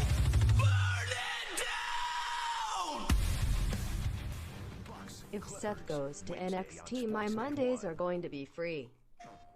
Rated mature. We gotta move now. Bravo 6, going dark. Call of Duty, I'm perfectly fine with this being the match here. It's just a way to showcase Andrade, but it does seem like he's been facing these people for like a while now, like Sin Cara. You know, I'd almost wish that he doesn't enter into a full program with them, but at the same time, there's really not much that you can do about it. WWE is going to do these minor TV programs just to try to get through the show. every single week. And unfortunately for Andrade, he is going to be the one suffering through that right now. Now, granted, at least he's on TV, so it's not terrible. But yeah. At jackpotcity.net, you can do amazing things with just one casino chip. Discover a world pretty much there, Steve Taylor. Pretty much. Yeah. Just a little weird. I wish that they would have tried to maybe partner somebody else up with Sin Cara, right? Just to get them on TV. Like, personally, this would be a perfect Dana Brooke spot. I know she's over on SmackDown Live, but somebody of that equivalent nature being put into this position. You know, somebody who could use some time on TV, use some time in a match, as opposed to just some random person that you threw in a mask. Joseph Brown says Carolina is his GF or wife. I'm not too sure if that's true or not. If anybody else can back that up, that would be great. But once again, everybody, make sure you leave a like on this video. Also making sure you are subscribed to this channel. Where's Kevin Owens? Oh, let me guess here, folks. Kevin Owens has been kept off TV because some idiots out there booed him when he returned to Monday Night Raw. That's what happened. Remember, folks? Kevin Owens got booed off TV because he was the surprise mystery tag team partner for the... And it wasn't even a tag team partner. He was just the surprise guest of the Street Profits when they main evented Monday Night Raw. People booed that it was Kevin Owens. Right? That's why WWE hasn't thrown him back on TV, because WWE, they react to how people react to their people. And every fan booed Kevin Owens. It was stupid. You guys booed him off TV, essentially. He'll be back, but you showed to WWE that you're not invested in Kevin Owens, and as a result, they're going to keep him a little bit off TV. Right?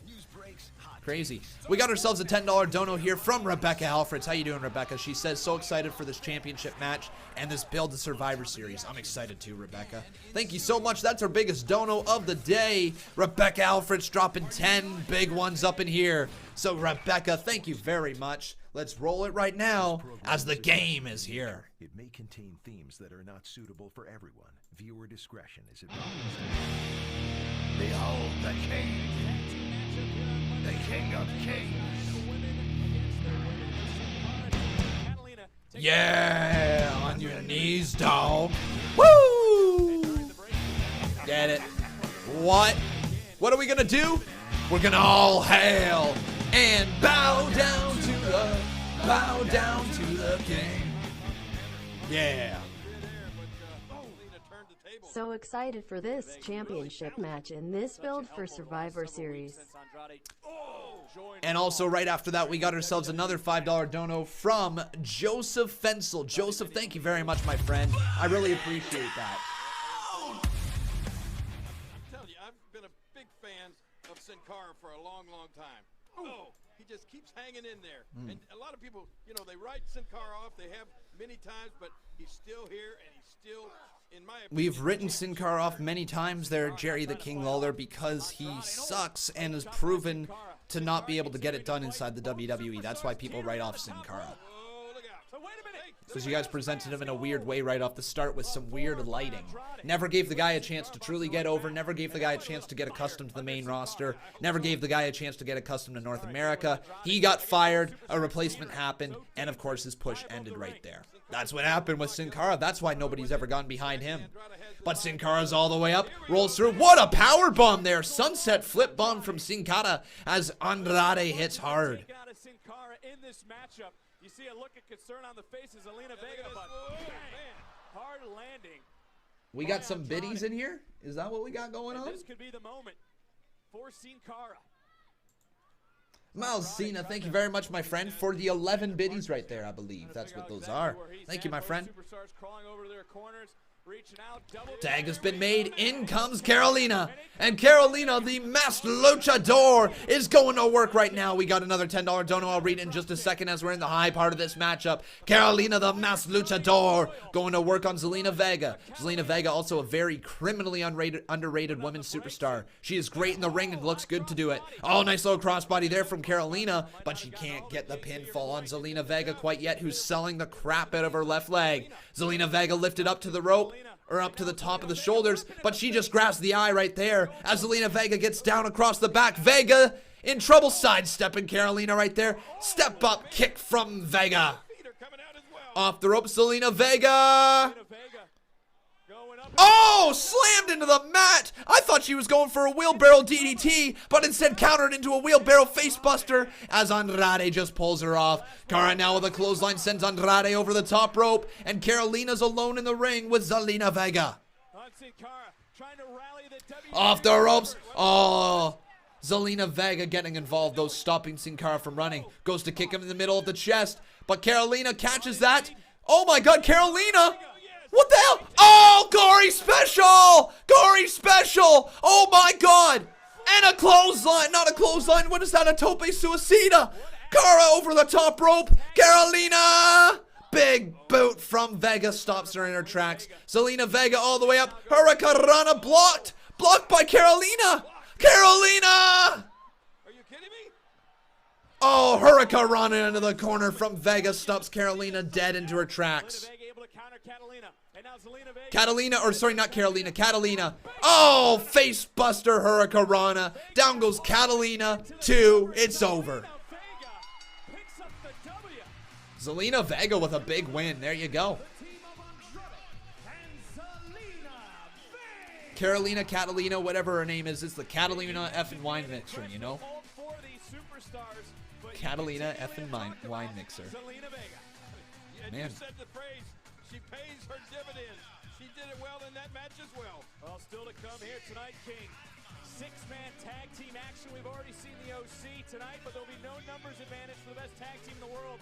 And the United States. Yes, Matthew, but no, I know exactly who she is. Thank you for pointing that out. Lex Rosendino dropping $10 in here. Thank you, dude. He says they should stop this Raw versus SmackDown at Survivor Series. It is interesting this year because NXT is a part of it. I'm cool with Rey versus Brock, WWE Champion, and not WWE Champion versus Universal at Survivor Series. No more brand supremacy. Personally, I think that the Survivor Series is a really, really cool way to get some unique matches. I think the way that WWE has it set up is a good way because right now they put some intrigue back into Survivor Series with the fact that it is all about brand supremacy when there's brand splits going on. WWE kind of shot themselves in the foot earlier this year by establishing the wildcard rule, which kind of took away the brand split at the same time. But once that brand split came back to being here and became a thing again, I think Survivor Series is going to be awesome moving forward. But thank you so much, dude, for the $10 dono. I appreciate it. Yeah! Behold the king. Behold the king. The king of kings. Woo! Yeah. On your knees, dog.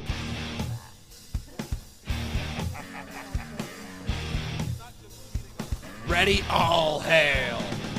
Bow down to the king.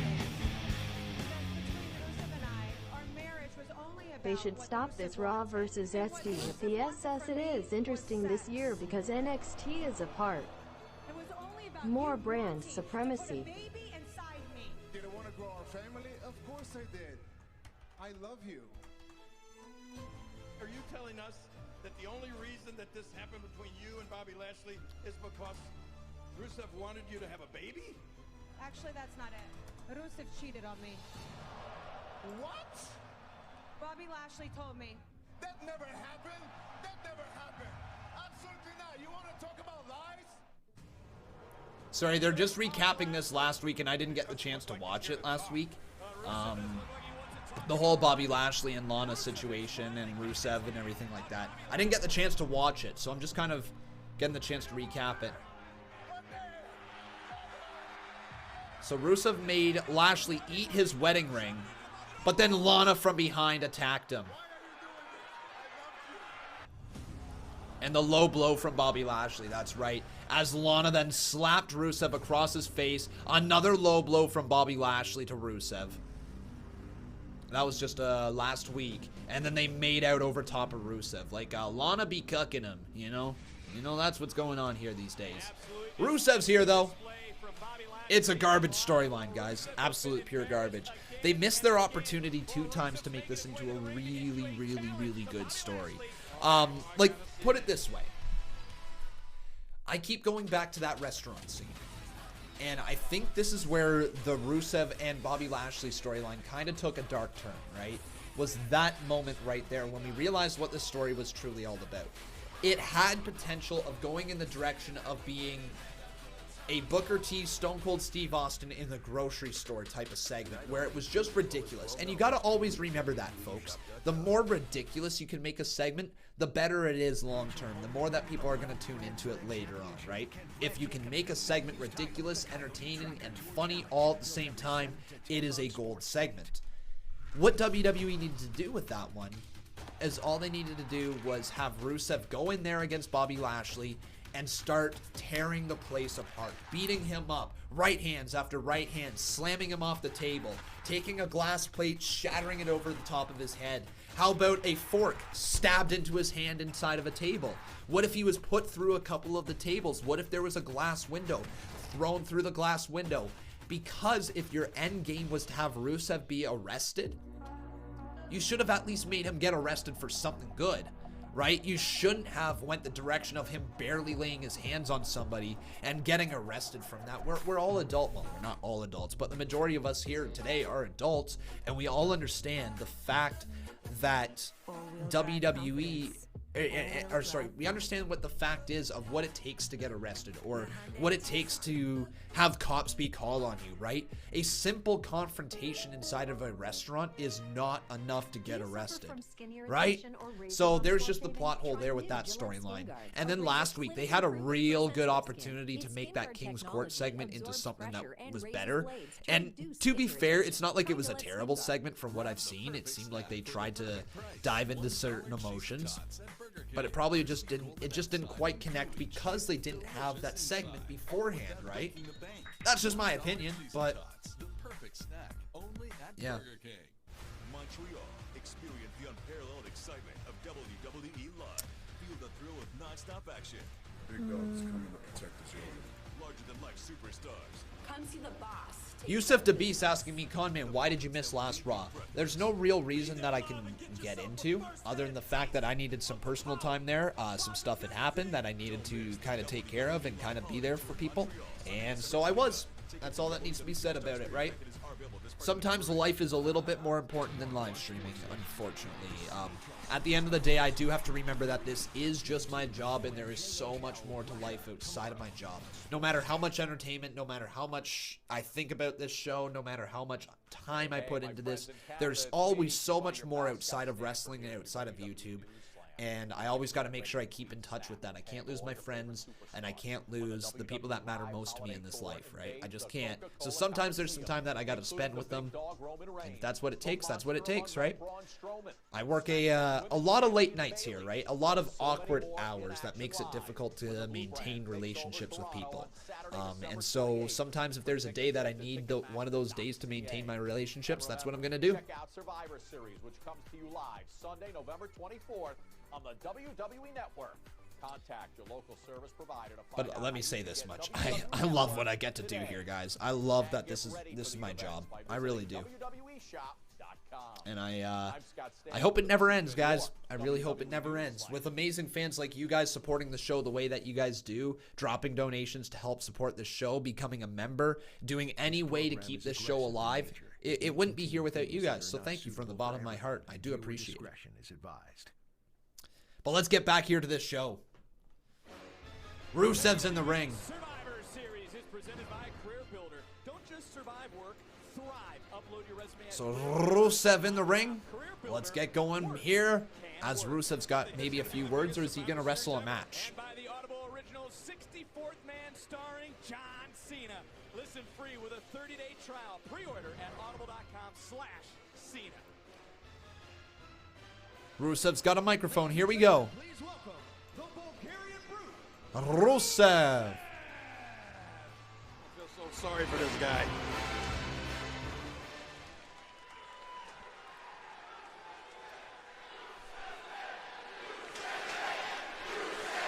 You know, all marriages are happy. It's the living together afterwards that's tough.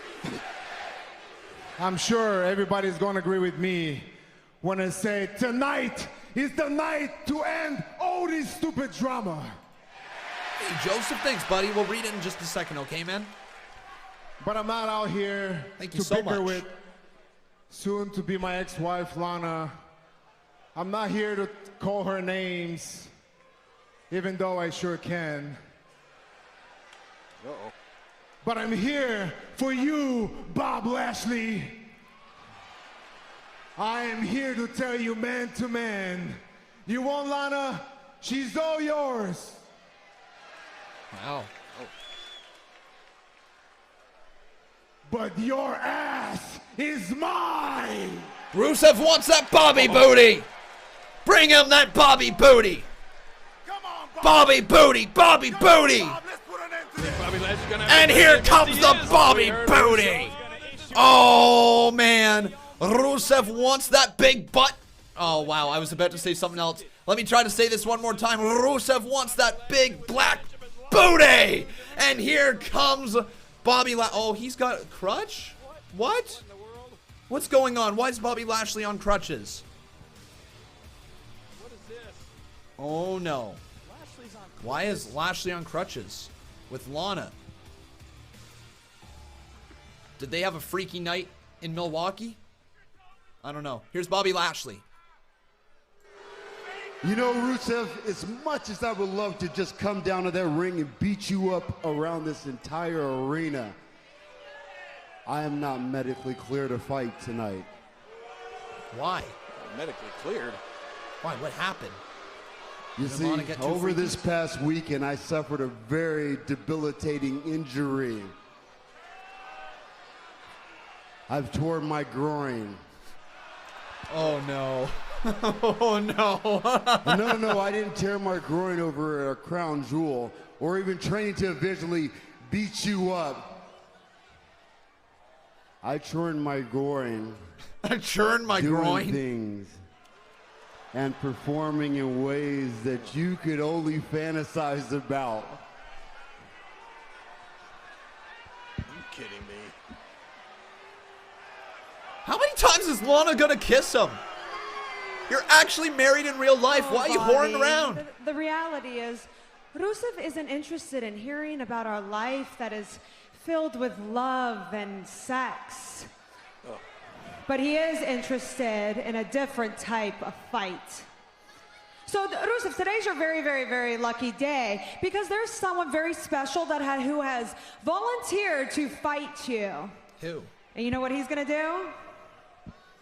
He's going to kick your ass. What you talking about, King? Oh, no. I hope this is just a one-off, and I hope Drew McIntyre isn't going to get wrapped up in this storyline. Oh, God. Okay. Let's read something good. Let's read a $20 dono from Joseph Fensel. How you doing, buddy? He says, if The Fiend holds the title till WrestleMania, who should he face? Holds it till WrestleMania? Aleister Black. Aleister Black versus The Fiend at Mania would be amazing. If you could build that up in time, which I believe you could, that would be the match I want to see. But here we go. We got ourselves Rusev versus McIntyre. This should be a good match, guys. I'm looking past... Oh, one sec. This should be a glorious match. No, I won't give in. I won't give in till I'm victorious. And I will defend. I will defend. If The Fiend holds the title till WrestleMania, who should he face? All right, so let's get these guys up here on the screen. I'm going to get the Twitter poll live for each and every single one of you, and then we'll get talking about this matchup. So, again, this match could really, I understand that it's not really a good story to set up this match, but regardless, this is going to be a good match, right? There's absolutely nothing wrong with this matchup at hand. They're both very talented. I just kind of hope that Drew McIntyre doesn't get wrapped up into this whole storyline. But regardless, him being on TV is good, right? It's just good. So, who will win? Is the question. Hashtag Raw, hashtag WWE. Will it be Rusev? Or will it be Drew McIntyre? Make sure you guys go on down to twitter.com/Conman167. Vote in the poll, please. Oh, what a kick from McIntyre. Series T, I also want to say thank you for following me over on Twitter. If you guys drop a follow over there, you can always get a nice little shout out. But let's start talking about this matchup at hand as Drew McIntyre is working Rusev in the corner. Some right hands, and now just putting his boot across the neck of Big Bad Rusev as Lana and Lashley look onwards.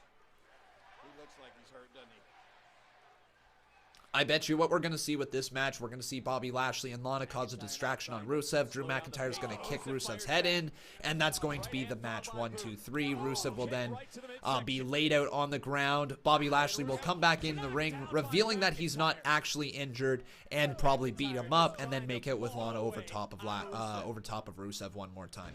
That's most likely scenario as they continue to try to drag this feud on for whatever reason. Insult to injury right there. Oh, I know, Charles, right? It is ridiculous, isn't it? It absolutely is ridiculous. Big chop there from McIntyre to Rusev, but look at Rusev's face. He's starting to light up here. Rusev's got him locked up, and a fall-away slam delivered to Drew McIntyre. And Rusev is rolling, sending a message to Lana and Lashley. Look on his face. Lana looking onwards, pissed off as we go to commercial break. BKM21 says, "Swiggity swoogie, it's Rusev Day." Yes, it is, my friend. Every day, it's Rusev Day. It's Rusev Day. Every day's Rusev Day. Except for Monday, Tuesday, Wednesday, Thursdays, and Fridays. Only weekends are Rusev Days. Xavier Howe, why do you keep telling me to calm down when this is a live reaction stream and this is what I do every single week? You've watched me for how long now? You know this is how I am. All right? I'm out. Order any pizza online and get a classic pizza free. It's Little Caesars Pizza Portal Pickup. Why the shave? Because it's the start of November, aka Movember, and you have to start off the start of November with a clean shave. That's what you have to do. You let it grow back. You either let your stash grow back or everything grow back, some sort of facial hair, and that's Movember. So basically, I just said, hey, you know what? It'd be cheating if I start off November here with a full beard. So I just shaved her all off, let my skin breathe, got to wipe off some of the, you know, the itchy spots underneath, and then let it grow back. You're richer than you think. Yeah. Scotiabank.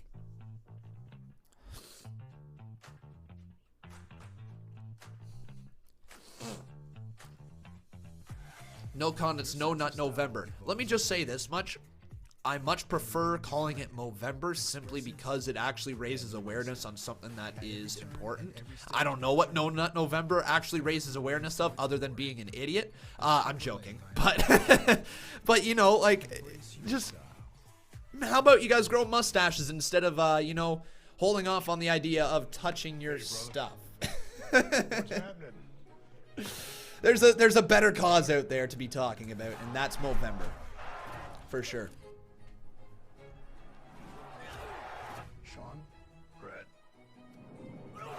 Johnny Souza is asking me, how does your universe character draw work? Just so I'm clear. So once a month around the 15th, all we gotta do is we pick a name from our members. And the members who are $5 or more are automatically entered into the draw.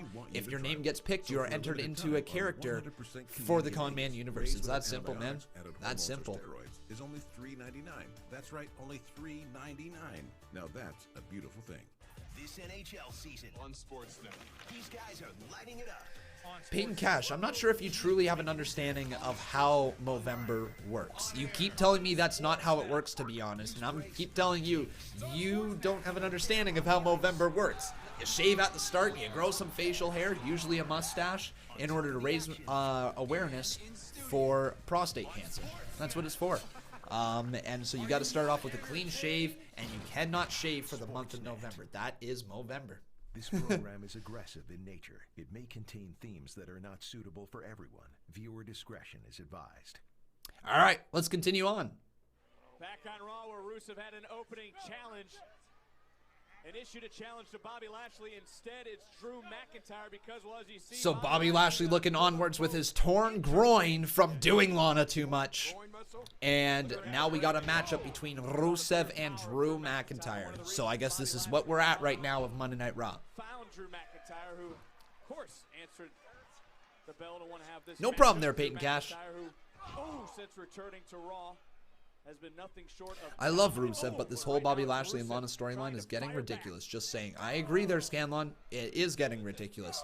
It's the missteps that have been ridiculous for me. I personally, you know what? Let's say this much. The storyline isn't complete poop.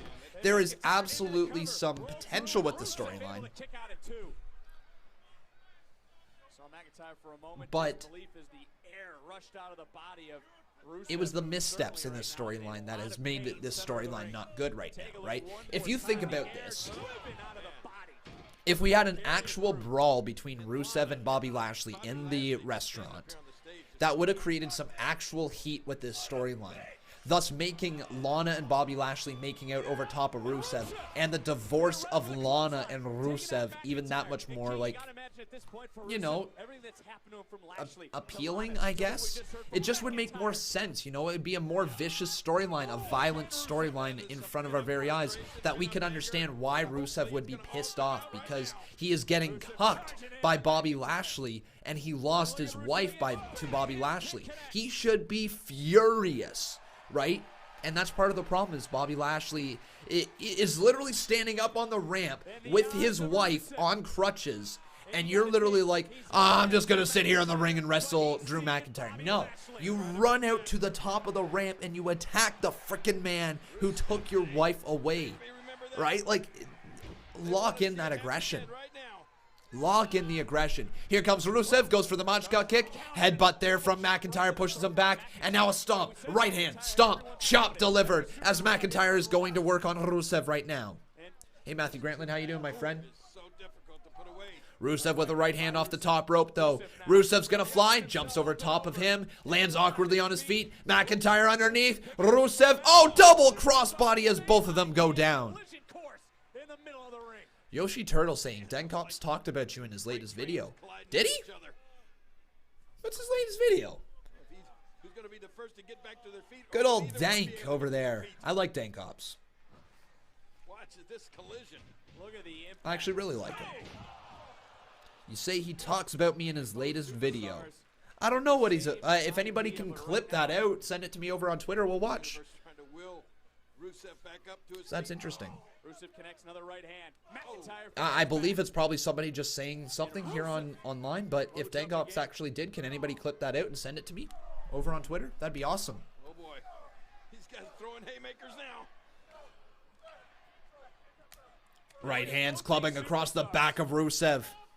Oh, super kick, and down goes McIntyre. Oh, here we go. We got ourselves a main eventer. That's Charles Wright up in here. Oh, yeah. I don't know if it shows for upgrading, but regardless, thank you very much, Charles Wright. I appreciate that. We'll see if we get some more sweet knees up on the screen.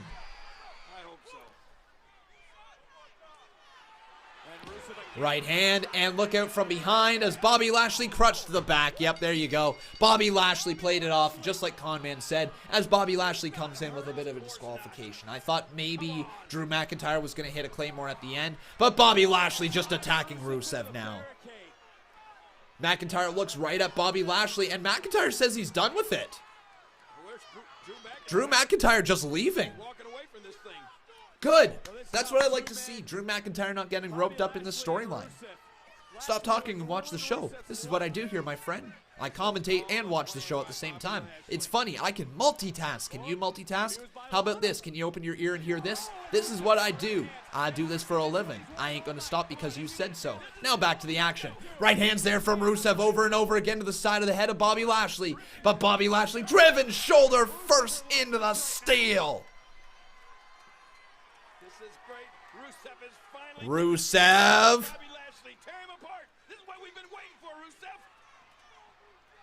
Rusev ready to go. He's got a crutch in hand. Rusev's got the crutch. Wait, heads up, Rusev. Heads up. RKO. Why? Why? Why?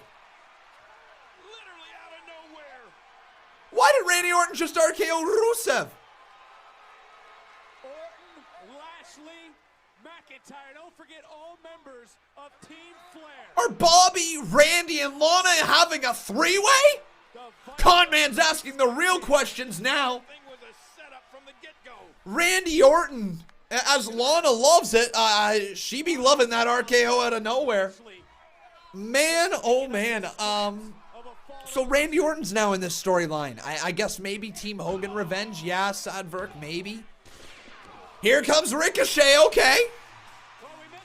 So Ricochet coming in for the save, running right past that cheating hole right there, Lana. Shoulder tackle to the midsection of Randy Orton, ducks underneath Bobby Lashley and sends him down to the outside. Up he goes, Ricochet, misses out of that one. Rolls through Randy Orton, goes for the RKO, can't hit that on Ricochet. Big enziguri catches Orton on the side of the head.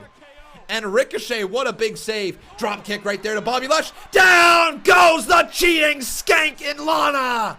Lana's down. Lana got taken out. Damn right, Lana. That's what you get, you little cheating snake. Man, there you go. Lana's going to need those crutches now. Ricochet making a huge save here.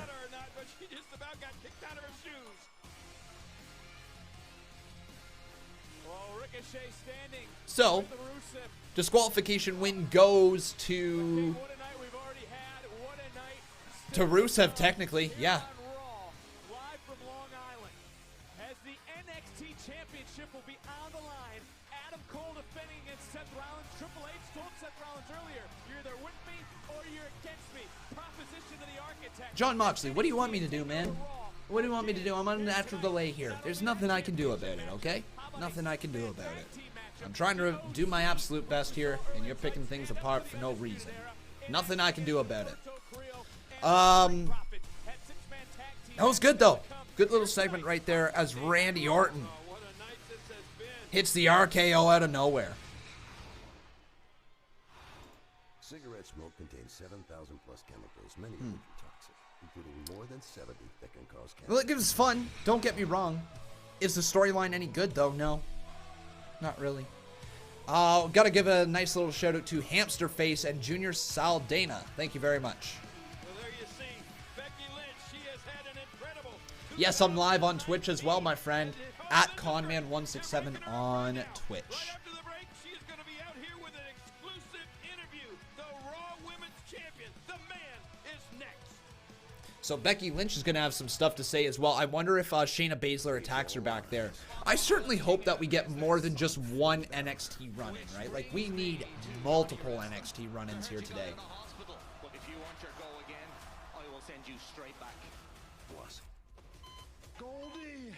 Is the Undisputed Era ready? Daddy's going. Conman, can we get some hurt heel up in here? You know what? I would love to get some hurt heel up in here. If anybody would like to drop a $40 dono, we can hear the amazing hurt heel theme song from Bray Wyatt. That's only if anybody would like to do that. I know it's a little steep there, so we might not get it here tonight. That's a-okay though. Remember though, everybody, if you are truly enjoying the show, you can always drop your own donation or simply drop a like on this video or drop a subscription on this channel. All is appreciated, guys. Thank you so much for watching here in advance. We're going to roll some quick little ads. Ryan Hoover right there says he came from YouTube. Welcome, my friend. Welcome over there on Twitch. It's a very sad Rusev day, it is. Not as sad as last week, though. Pizza Step from Subway. Tasty pizza bread filled with your favorite pizza toppings. Don't forget the napkins. Conman is NXT or is Conman Raw? I'm NXT. Yeah, here's also another thing that makes me so happy, guys. Remember how not too long ago I was just asking, do we want to start streaming AEW or do we want to keep on going with NXT? And I stuck with NXT. I went with my gut, right? Less than a week later, NXT invades SmackDown Live, right? Just a few days later, NXT gets invaded live. Sorry, NXT invades SmackDown Live. So Conman's a kind of a happy little soul right here that he's not streaming AEW on the reg because he gets to stream NXT. We get to see these storylines over the next little bit as well, right here on the Conman channel. Speaking of the Conman channel, you guys should subscribe to Conman Reacts. The link is down in the description below, right at the start there.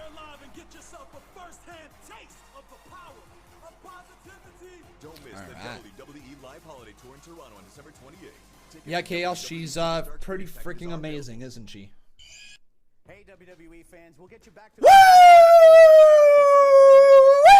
All right, ladies and gentlemen, we got a $40 dono from Rebecca Alfritz. She let him in. She, at least let me say this right here, she let him in.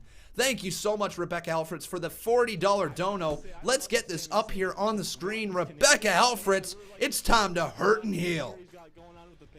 Woo! Sami Zayn is definitely my favorite for that one. All right, here we go up on the screen as my eyes are literally watering like crazy. Oh, man. All right, everybody, here we go. The one I'm looking at is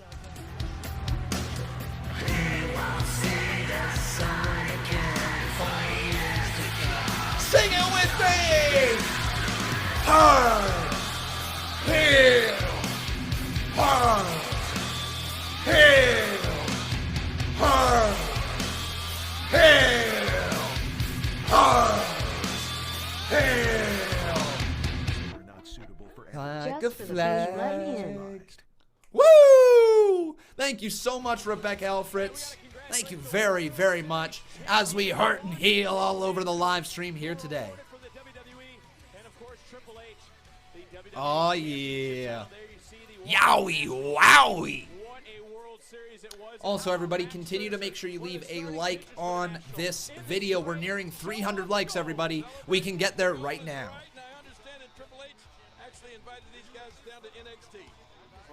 You prefer his old team better? Oh, I prefer this new one. So much better, in my honest opinion.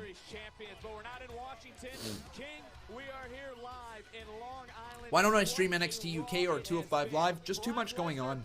Straight up too much going on.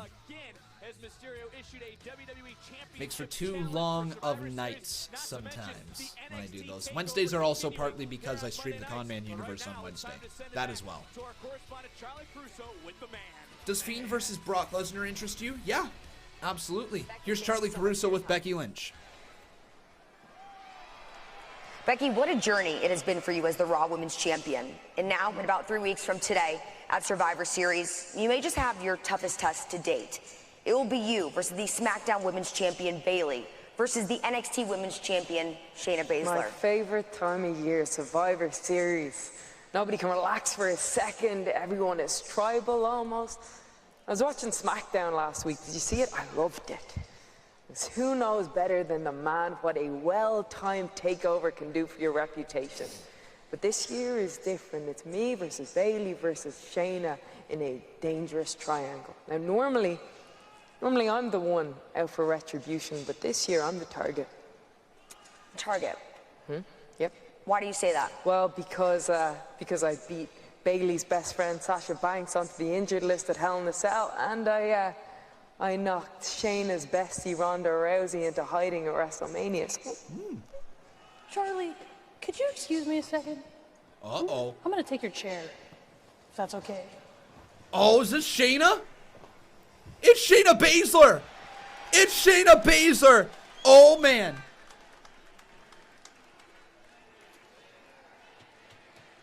Shayna Baszler and Becky Lynch face to face. Hello, Becky. Oh, wow. I've been waiting a long time to meet you face to face. I'm Shayna. I know all about you. Everybody always talks about Becky Lynch and what a shining example she is of the talent that comes from NXT. You know I'm friends with Ronda Rousey. We trained together. You beat Ronda at WrestleMania. I want to make something very clear, Becky Lynch. I'm not Ronda Rousey. And at Survivor Series, I'm not going to take my eyes off of Bayley, but I wanted to come here, eye to eye, champion to champion, and tell you that I am going to pin you or I am going to tap you out. Wow. And the only thing Balls you'll have on to think Shayna. about between now and Survivor Series is which one of your limbs will belong to me. Wow. Wow. All right. Fire back, Becky. Aren't you lucky to be face to face with the champ? Now, I don't know you, so I haven't fully decided whether I respect you or whether to slap the head off you. Yet. But I'm glad we got this chance to talk so that you can feel the same doubt that Rhonda felt. Because warring with me will change you, like it did the rest of them. So at Survivor Series, Shayna, I won't be taking my eyes off Bayley either, but I am coming directly for you. Oh! Face to face. I'm really glad to have met you. Glad we could have this talk. See you at Survivor Series. Bring your best, because I'll show you who the real baddest woman on the planet is. Ho ho! Holy crap! Wow! Holy goosebumps! Goosebumps! Oh yeah! Wow! What a promo! What a promo! Oh, that was so good! That was so freaking good! All right, the OC's here.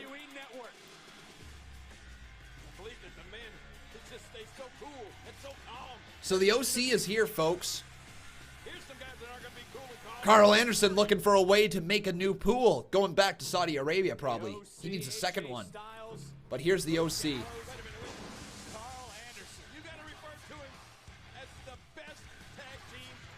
That's right, the best tag team in the world. It's Carl Anderson and Luke Gallows. In the mood tonight, Long Island, so sit down and shut up. Wow. Yeah.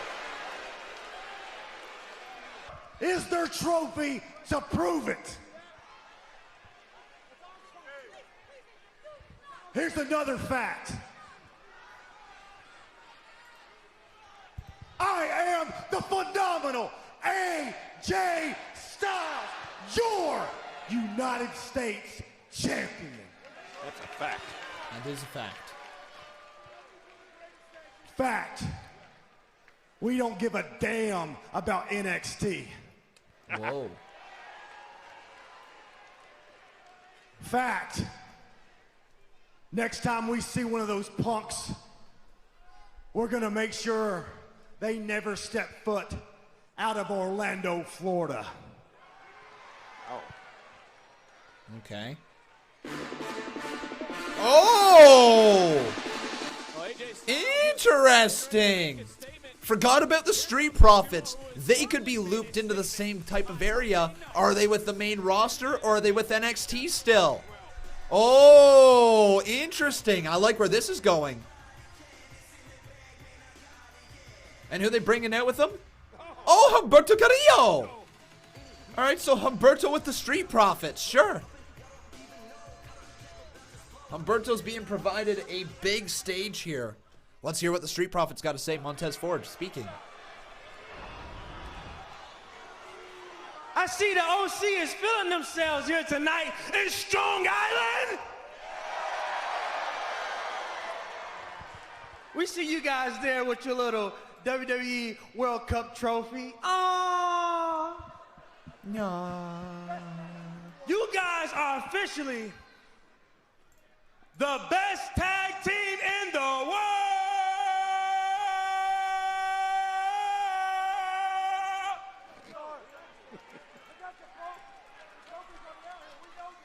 Even though we weren't in that match, y'all two were handed a hot L from us 2 weeks ago. That's true. Yo, Dawkins, you can't say that. Can't say what? That we beat them? No. You telling me I can't say that the Street Profits beat the OC? No, you can't say that. Why? Fam, you telling me I can't say the Street Profits beat the OC 2 weeks ago on Monday Night Raw in our first match? Ah, no! Why? But I know somebody who should. Umberto Carrillo! The Street Profits beat the OC 2 weeks ago on Raw. Okay. Shut your mouth. Say it again. All right, go ahead. The Street Profits beat the OC 2 weeks ago on Raw. I'll tell you what, Umberto. Shut your mouth, or I will shut it for you. No. Say it in Espanol. Let him know. Espanol. Let Viva him la know. raza. Street Profits venció a the OC en Raw. All right. What the hell did he just say? Hey, AJ, I know why you hating on Umberto. Tell him. Because mothers love to swipe right on them dimples. But tonight, it is not about swiping right. It's about swiping left on the OC. Because we're in Strong Island on Monday Night Raw, and we want the smoke. All right. Well, the Street Profits and Umberto Carrillo, no strangers to the OC. What a six-man tag. So we're going to have a good 6-man tag team match right here. That promo was interesting to say the very least. Humberto's mic skills are not good. So that is going to be his biggest detriment moving forward. Hopefully Humberto Carrillo will be able to work together with some sort of promo tutor, because that was not a good promo. Street Profits looked ever charismatic on the microphone. AJ Styles looked ever great like he was as a heel. Gallows and Anderson didn't say two things, but let's just say this much. That promo was just meant to set up this match, and I guess it kind of did that, right? They got a reason why they're fighting, because Umberto Carrillo made fun of them, and so now he wants to smoke. Sure.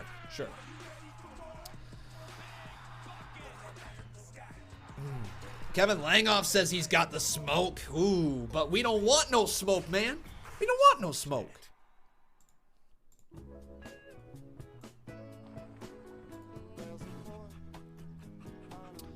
Are you guys enjoying Raw so far tonight? It's been good. It's been a little weird, though, at times, right? If I'm being the most honest I possibly can be right now, it feels like it is slightly dragged on a little bit. Like it's 10:10 right now. We still got 50 minutes left in the show. And it has felt like at times it is slightly dragged on. Now, granted, we are going to get Seth freaking Rollins versus Adam Cole, baby, in the main event here tonight. And that promo was amazing between Becky Lynch and Shayna Baszler. The Brock Lesnar, Rey Mysterio stuff has been awesome. You know what? It's been a good show overall. There's just been a few times where it has been slightly underwhelming. A few times. Bravo 6, going dark. Nitash says that he had to shut it off. Ooh, yikes. That sucks. Not as good as SmackDown, but a better Raw than usual. Absolutely, Kevin Langhoff. I agree. It's been a better Raw than usual. Like today's Raw has been better than previous weeks' Snorefest. So you know what? Your chimney while it burns. Inside your chimney walls, there's a constant buildup of flammable tar and creosote. The active minerals in CSL will reduce those dangerous deposits, making your next fire safer. It's so easy. Burn just once every 60 fires. CSL, the chimney sweeping. Del Rio had great mic skills. Yeah, dude. Oh man, Del Rio's mic skills were out of this world. Dude could work a microphone. He could work a program. He could make anybody hate him just through his mic work. You know, Del Rio was a great talent. It's too bad he's a little bit of a shitty human being. Excuse my language right there, but it's too bad he's a bit of a crappy human being, right? Because Del Rio's in-ring work was very solid. His microphone work was very solid as well. And I thought he could have had a much longer career in WWE, but he didn't. Remember when he came back, when Del Rio came back to win the United States Championship from John Cena? Was that the thing that ended the United States Open Challenge? I can't remember for sure, but I think it might have. It was on a pay-per-view. He returned with Zeb Coulter, did he not? Discretion is advised. I invited all the girls to get some bonding time. Yes, it sucks. I'm injured. Thought we were getting KO versus AJ for the US champion, but I guess KO was replaced by Umberto. Pretty much not sure what's going on with Kevin Owens right now, to be honest. And where he's at. Maybe they're just kind of looking to push that forwards a little bit more. I don't know. Maybe they want to go into that program down the line. But also, I know that Paul Heyman says he's really high on Humberto Carrillo, so maybe that's a reason why they're starting to push him as well. To win the Battle Royal at Crown Jewel to earn an opportunity to face AJ. I know you remember when Dolph cashed in to win the world title. Absolutely, man. That was awesome. I marked out so hard for Dolph Ziggler. Yeah, Dolph Ziggler, Big E, and AJ Lee all celebrating with that world championship was amazing. It just sucked that his title reign was so underwhelming after that because, man, that Dolph Ziggler cash-in could have been and should have been one of the biggest moments in WWE history and a spot to capitalize on moving Dolph Ziggler forward. There has been 2 moments where my fandom of Dolph Ziggler grew, but unfortunately WWE failed to capitalize on the growing fandom of Dolph. The 2 moments are, one, when he won the world title by cashing in Money in the Bank. He proceeded to get a concussion. His whole championship reign kind of got stalled. They pulled off the double turn with him and Alberto Del Rio. And that was kind of the end. Dolph Ziggler fizzled out after that. The other time that they could have built him back up into being something absolutely, truly meaningful was when he was the sole survivor against Team WWE when Sting came back, or the Authority it was, not Team WWE, sorry. When the Authority was kicked out of power and Dolph Ziggler was the man to do it. That was Dolph Ziggler's doing, and WWE probably could have capitalized on top of that and turned him into an ultra babyface, but they failed to do it then as well. So that's kind of what I've got to say about Dolph Ziggler's 2 missed opportunities from WWE to turn him into the giant star that he could have been, but unfortunately is relegated to the mid-card for the rest of his career. Montez Ford leads over top there of Carl Anderson and runs into a big boot there of Carl Anderson's. But AJ Styles distracted Montez Ford just enough for Anderson to hit an uppercut on Ford as Ford rolls to the outside of the ring.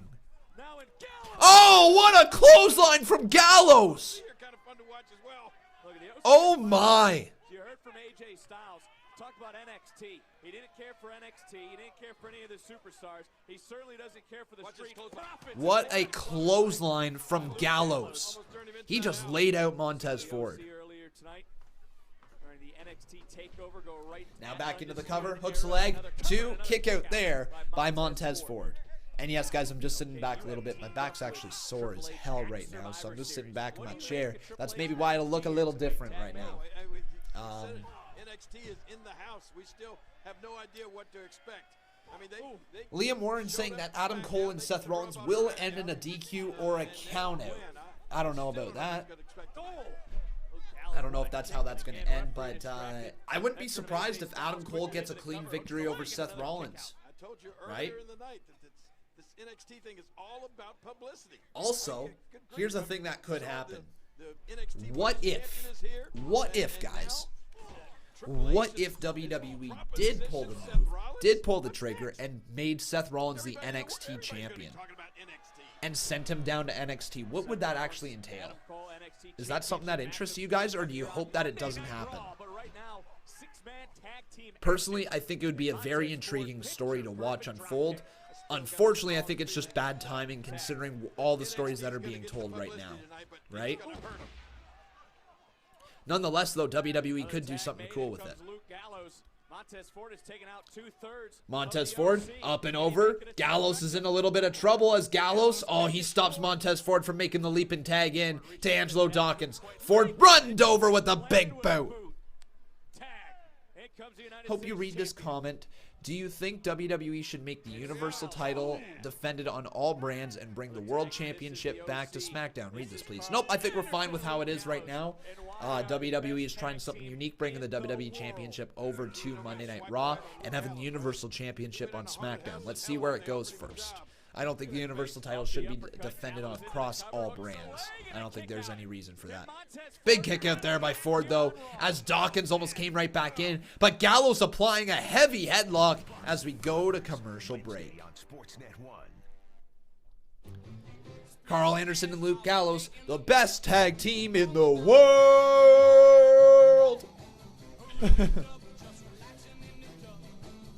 The best tag team in the world. Jeep Wrangler now has someone new to play with.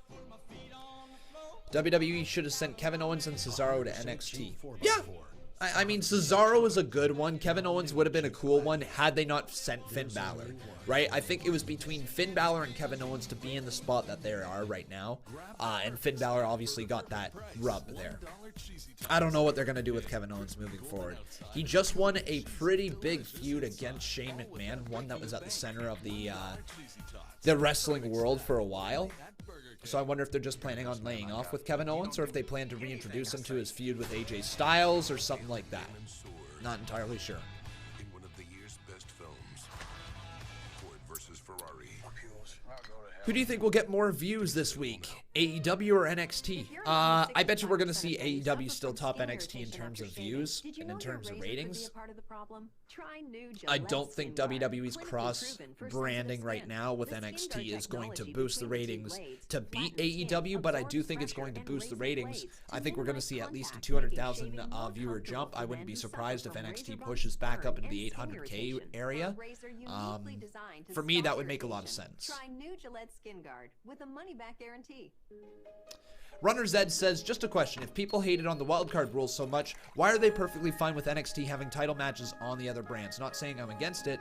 I absolutely adore these matches. Fair enough. It's a very good question, and here's my answer to you with that one. Before the wildcard rule was put into place to abolish the brand split, this, with the NXT Championship being defended on Monday Night Raw, is being done to promote the third brand, to promote NXT, but it's also being done out of storyline, and I think that's the biggest thing, right? The fact that there is a storyline reason as to why these matches are happening. Because Triple H, a man who is in charge, who happens to run NXT as well, is coming up to the main roster and saying, hey, main roster, you can't even step to NXT. So the matches happen out of storyline, which is good. However, if you have just a wildcard rule that is thrown out there and said, okay, well now any match can happen on any brand, it's just kind of like, well, that's stupid, right? It's too much of a lame excuse for the match happening. You got to give an actual reason, and tonight's reason is pretty good. This NHL season on Sportsnet. These guys are lighting it up on Sportsnet. He's breaking it down on Sportsnet. I'm enjoying Raw so far, though. Yeah. Can we all be honest, though? WWE on Fox is the best wrestling Twitter right now. Facts. Almost facts. You know who does have the best wrestling Twitter? Conman167. You guys should drop a follow on Twitter at Conman167 as well, guys. Everybody head there. Drop your follows. Aw, yeah. Also, remember, guys, if you are enjoying the show, you can always drop a donation. Doesn't matter how much or how little. Any little bit is appreciated. Viewer discretion is advised. Also, make sure you guys are leaving a like on here on this video. All right? Like the video.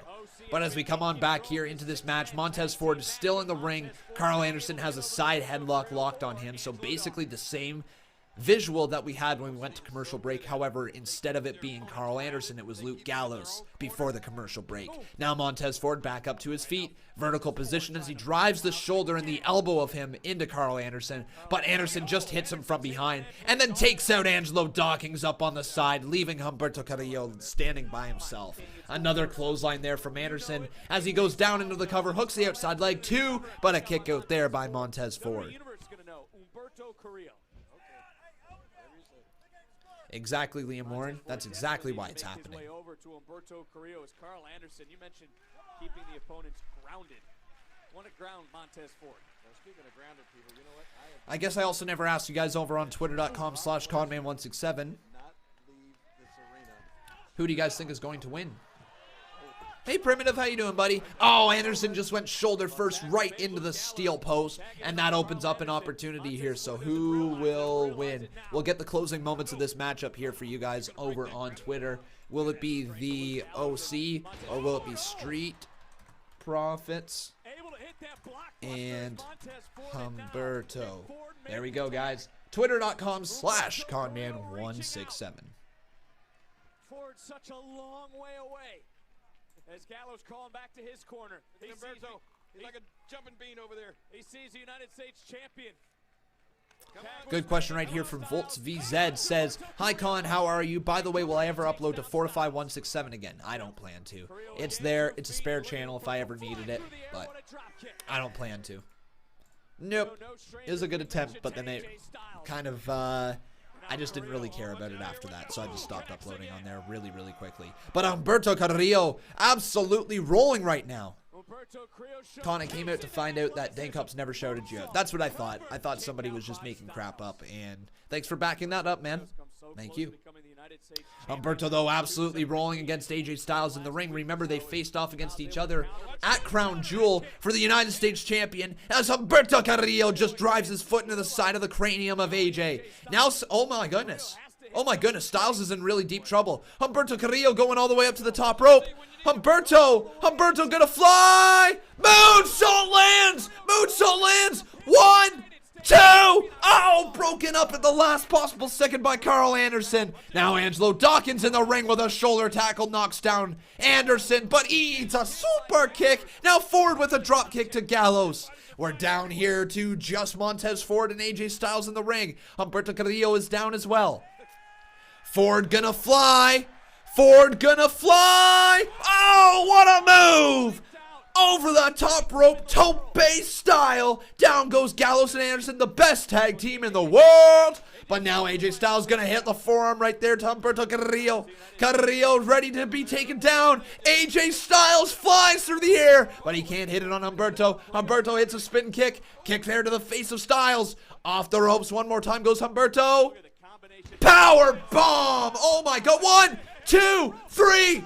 AJ Styles' feet were on the rope. AJ Styles' feet were on the rope. Come on.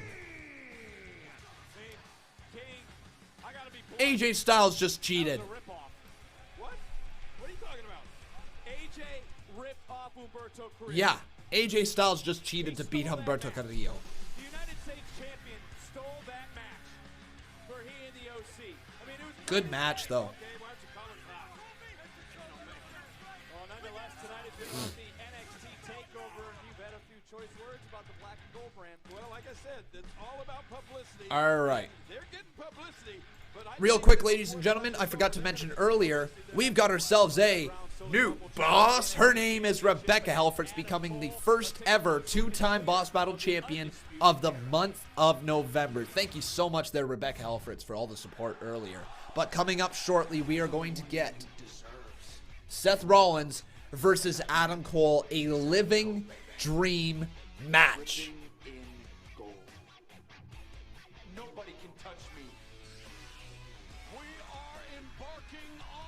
Oh man, I hope he comes out with all 4 members of the Undisputed Era. That'd be really cool. Andrade and Marie, happy birthday, my friend. Enjoy your birthday. I hope you've had a good time here tonight.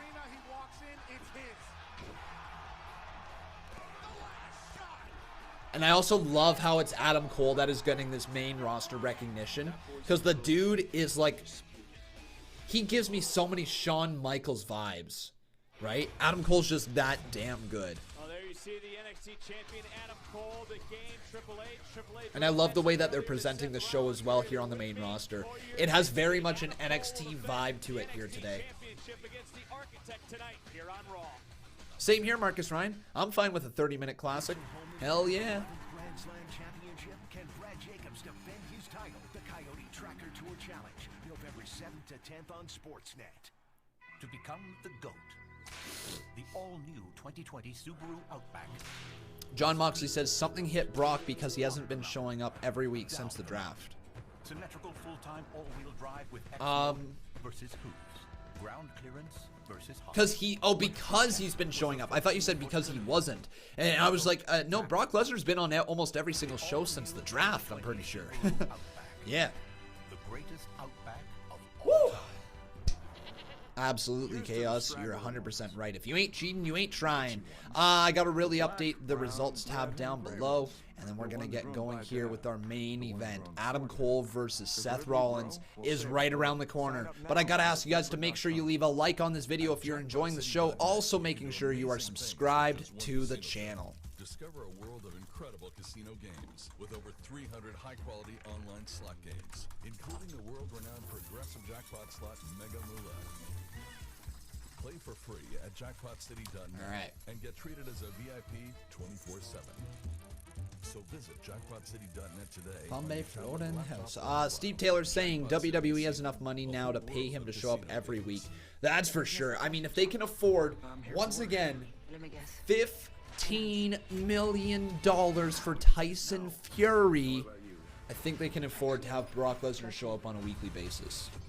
$15 million for one match. For the match that we got at Saudi Arabia. Personally, if I could ever make $15 million and do as little as Tyson Fury did in a ring to earn that much money, hell yeah, sign me up, right? If that's all it takes, that you got to become a boxing legend, become the linear heavyweight boxing champion of the world, and then get put in WWE Saudi Arabia, fly on over there and make $15 million, if that's all it takes, then sign me up. Because what a waste of money. Seriously, you might as well pay Big Show to do that. The dude took very little bumps. It's just for a wrestling event. Like, how can you imagine? Can you imagine being in wrestling? So let's think about this. Being somebody like a Cedric Alexander, like a Buddy Murphy, like a Ali, like a Ricochet, somebody whose athletic ability is out of this world. And then you see someone like Tyson Fury come into the same ring that you wrestle in, that you lay your life on the line by doing flips and traveling all around the world, only to hear that the dude made $15 million by stepping into the ring the one time he stepped into the ring. Think about that. How pissed off would you be at your company if that's what you found, that somebody who doesn't know how to wrestle is making that much money in a wrestling company? It's just a ridiculous concept.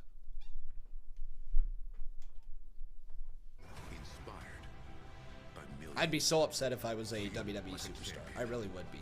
And so much more. Just hearing that.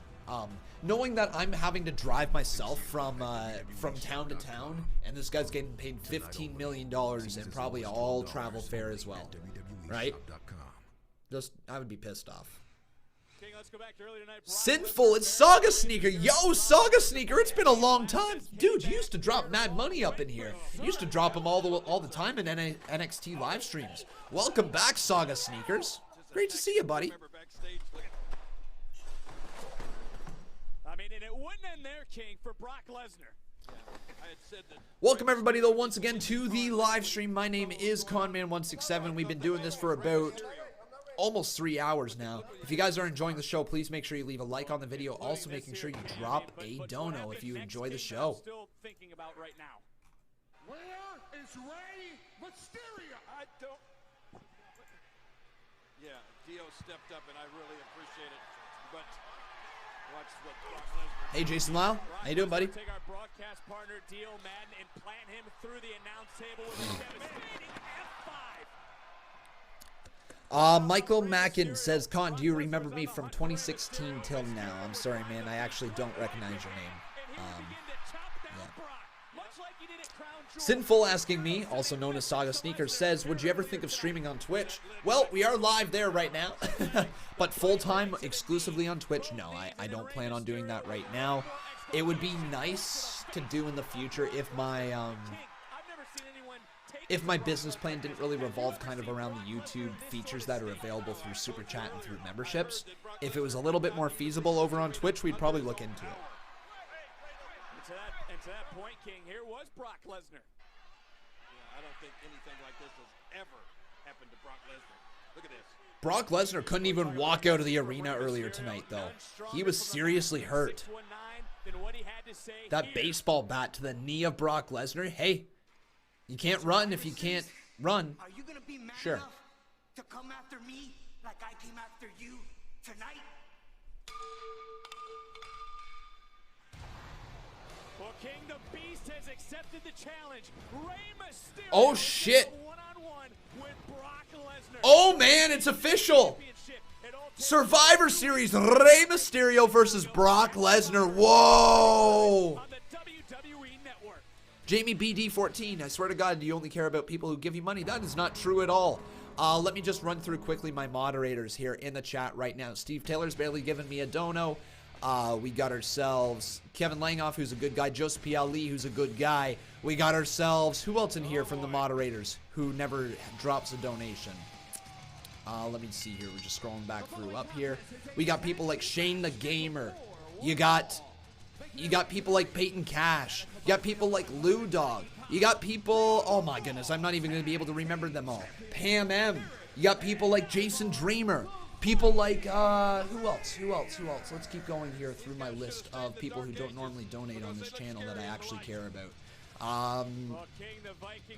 Yeah, it just, like, you've got so many people here on this channel. I can't even start to name. Like, let me go through here. People that I recognize in the live stream chat. Farmer816, I know, has dropped a couple donos, but thank you, dude. You're really appreciated up in here. But so is everybody. Jason Lyle. Jason Lyle is a prime example. I recognize the crap out of this dude. He's in here for all of my live streams. And the dude loves this community. He's passionate about it, yet never dropped a dollar, yet he's an amazing human being. You do not have to drop a dollar here or two on this channel to be recognized. Trust me, guys, when I say that. There's some idiots in here who come in and accuse me of that, but if they want to be idiots, they can be idiots. I care about you guys, and I think that everybody needs to know that. I care about my fans, I care about my viewers, and I care about what's going on in your guys' life. You know, I do. Oh my goodness, look at the jobbers here, though. They got some golf sweaters on. And this is what the Viking Raiders are all about. Total annihilation. But right now, the Viking Raiders are in control. Oh my goodness, I'm not even going to put them up on the screen here. As Ivar just hits a crossbody to the jobber on the corner. Good night, man. Good night. Viking Raiders with a back body drop. Scoops him down in a front body drop. Tag has been made. And Viking Raiders. Oh, what a power bomb. And there's a splash from Ivar. Good night, jobbers. 2, it's over.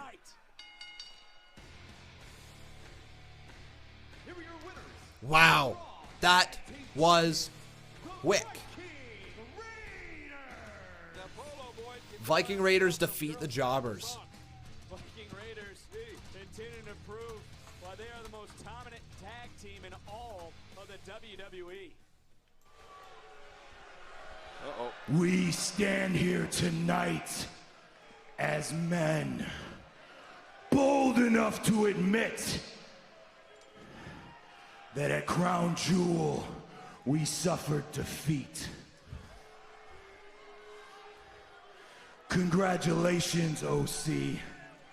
You've been crowned the best tag team in the world. Enjoy your trophy, boys. Victory oftentimes is nothing more than survival. Gallows and Anderson, thank the gods! Because you may have won one battle, but nothing can stop the raid. All right. The Raw Tag Team Champions, King. I wouldn't All want right. to be the Undisputed Era. I wouldn't want to be the Revival come Survivor Series. Yeah. If I was the OC, that would make a lot of sense as well, that I would give the OC the best tag team in the title, the best tag team in the world trophy, because your Raw Tag Team Champions and your SmackDown Tag Team Champions don't need both at the same time. I like the way they're building up the OC. I also love the way they're building up the Viking Raiders. Remember, everybody, please make sure you leave a like on this video if you're enjoying the show. Also, making sure you are subscribed to this channel. Seth Rollins is getting ready, though, The championship match, the NXT championship match. for the NXT Championship match. I cannot wait. Oh, man, this is going to be a good one. Oh. Whew. We really do, Jason Dreamer. We have so much fun here, and I'm glad to see that some people are sticking up for the channel. Yeah. I try not to let some comments get to me, but I also will admit that there's nothing more frustrating. Okay, if I can have a moment of realness with you guys, and I'm usually pretty real with you, but right now, if I can just have like a split moment. It honestly sucks when people come in and just accuse you of whatever, saying, you're only money hungry, you only do this for money. You don't care about your fans. You don't care about anybody who doesn't drop a super chat. You don't care about anything. You don't care about us. You only do this for the views. You suck at your job. Hearing all of that, it's not true, right? And hearing all those people constantly say that about me is very, very disheartening at times, you know, because I work my ass off here. I do a lot here, and I don't think people actually realize the amount of work that goes into it and the amount of commitment that it takes to do what I do here. I love my job, and yes, I make sure that this is very well known, that this is my job. You know, I don't try to hide it. I don't try to hide the fact that, you know, I get paid. I don't try to hide the fact of how much we pull into this channel or whatever, because I think that if people are supporting the channel in that way, they have a right to know. Also, I full-heartedly believe if anybody drops a donation, I should read their comment out, right? I believe if you're going to attach $2 to a comment, you want that comment read out. There's a reason why you paid those $2 and those $5, the $10, $12, whatever. There's a reason. And so I read the comments out, and I read every single donation comment out. That may come across as me only reading donation comments, but it's just simply not true. Most of the stream, I'm interacting with you guys. I'm reading your comments, and I'm answering them throughout the live stream, and we bounce back and forth between the main TV and the comment section. Just the fact of the matter is that there's 600 people watching right now, and 600 people typing at home, all wanting their own questions answered, all wanting things answered, and I can't get to them all. So, that is why sometimes it may very well seem like I only read donation comments, or that I only care about donors, or that I only care about members. But at the end of the day, if they're willing to support this channel just a little bit more, I am going to read their comments in priority.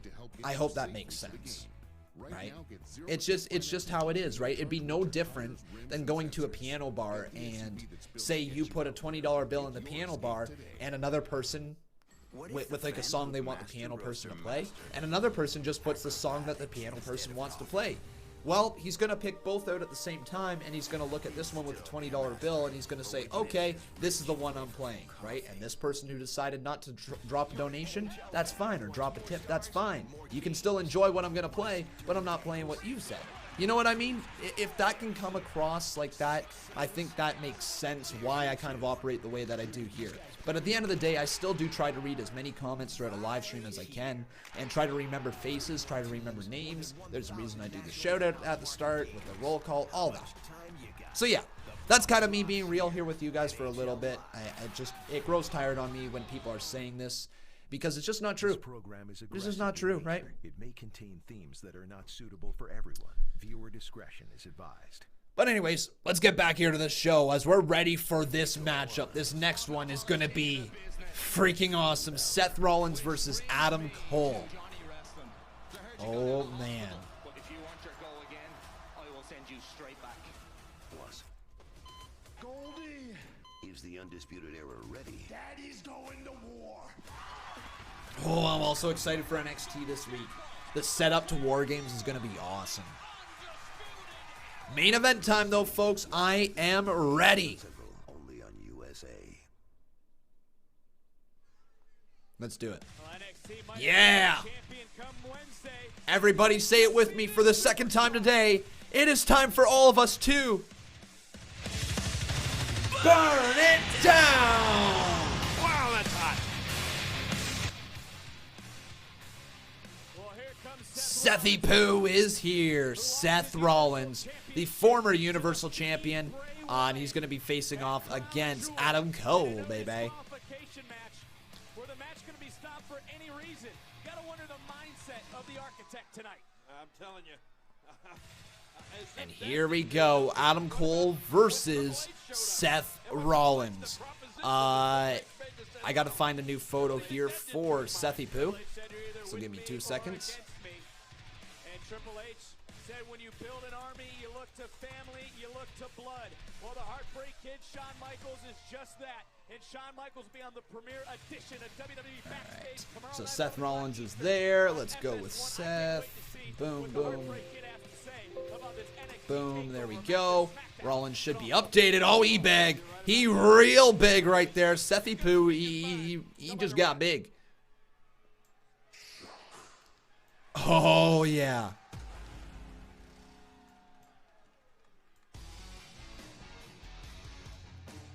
And now, everybody, it's time to shock the system. There is the NXT champion, Adam Cole, and he's not alone, King.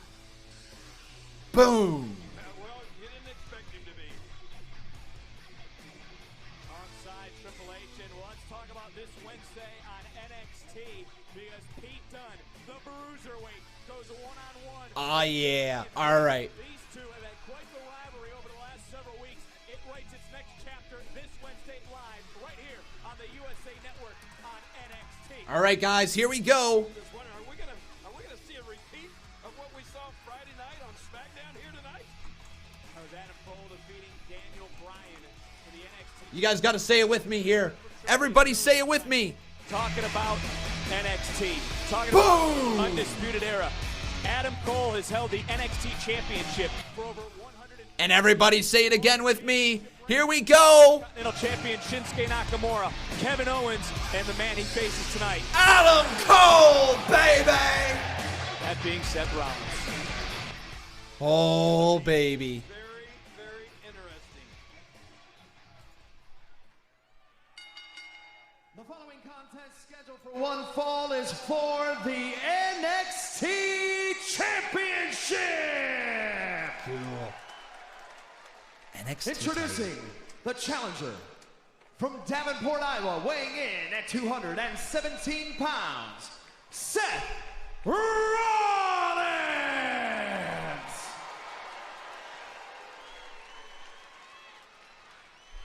And his opponent, representing the Undisputed Era, he is the NXT Champion, Adam Cole!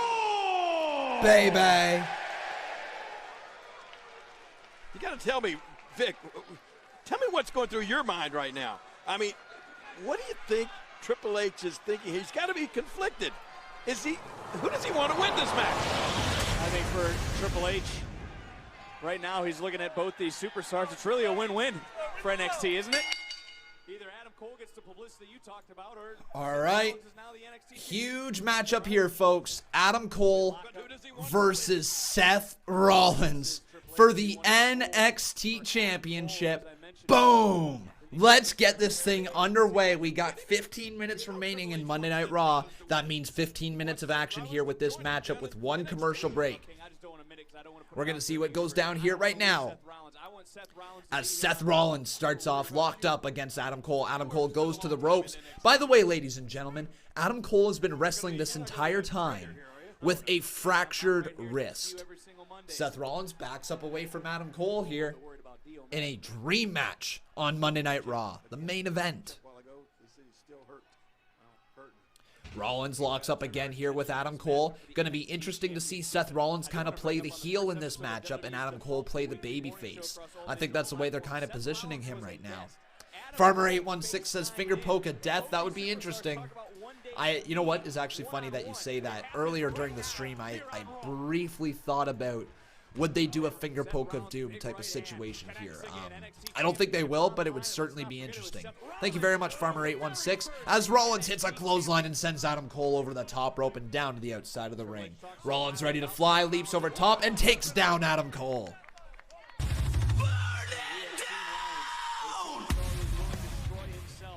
Finger poke of death. Yeah, I'm right there with you, Tetons. I hope it doesn't end in DQ. That would be really terrible if it ended in DQ. It would be. Rollins being hit over top of the head by Adam Cole. Adam Cole drops down kick, but a super kick to the midsection of Adam Cole. Off the ropes. Oh, goes for the stomp, but Cole moves out of the way. Look at Rollins Rollins right back on the offense here. Adam Cole's in a little bit of trouble and gets driven into the barricade as Seth Rollins is going to work on AC. Now Adam Cole being driven into the other barricade, and down goes Adam Cole. And we go to commercial break. So that is going to cover the next 3 minutes or so. Then we'll come on back to this matchup and then conclude Monday Night Raw. I hope we're going to have a great little showcase, and I hope we have a great little ending to this match as well.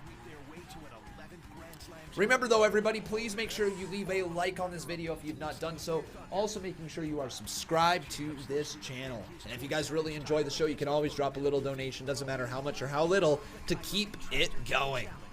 November 7th to 10th on Sportsnet. Ryan Hoover says no contest coming.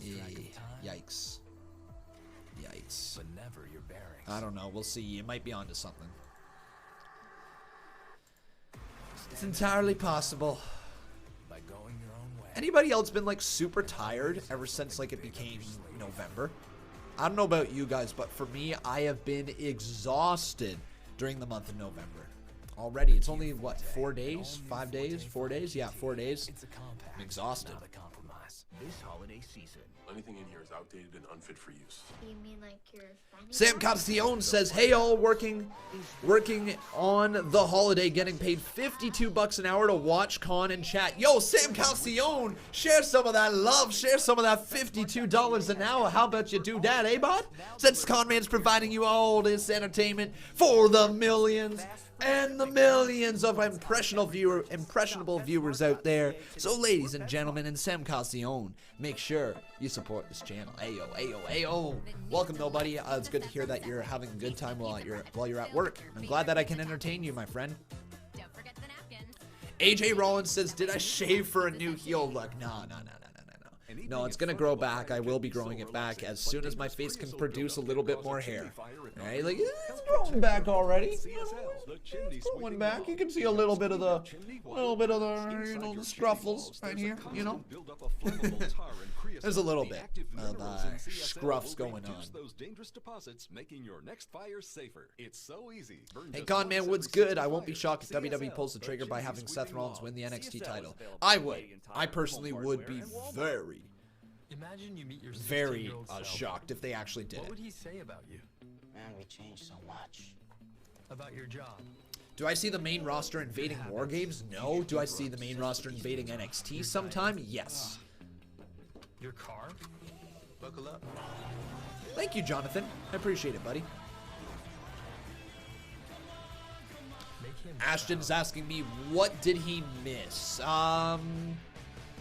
Really not too much over the last little bit. I don't know when you left, obviously, but the best part of the show tonight was obviously, well, you know what? The best part of the show so far has been the build-up to this match, and of course, Shayna Baszler and Becky Lynch's promo.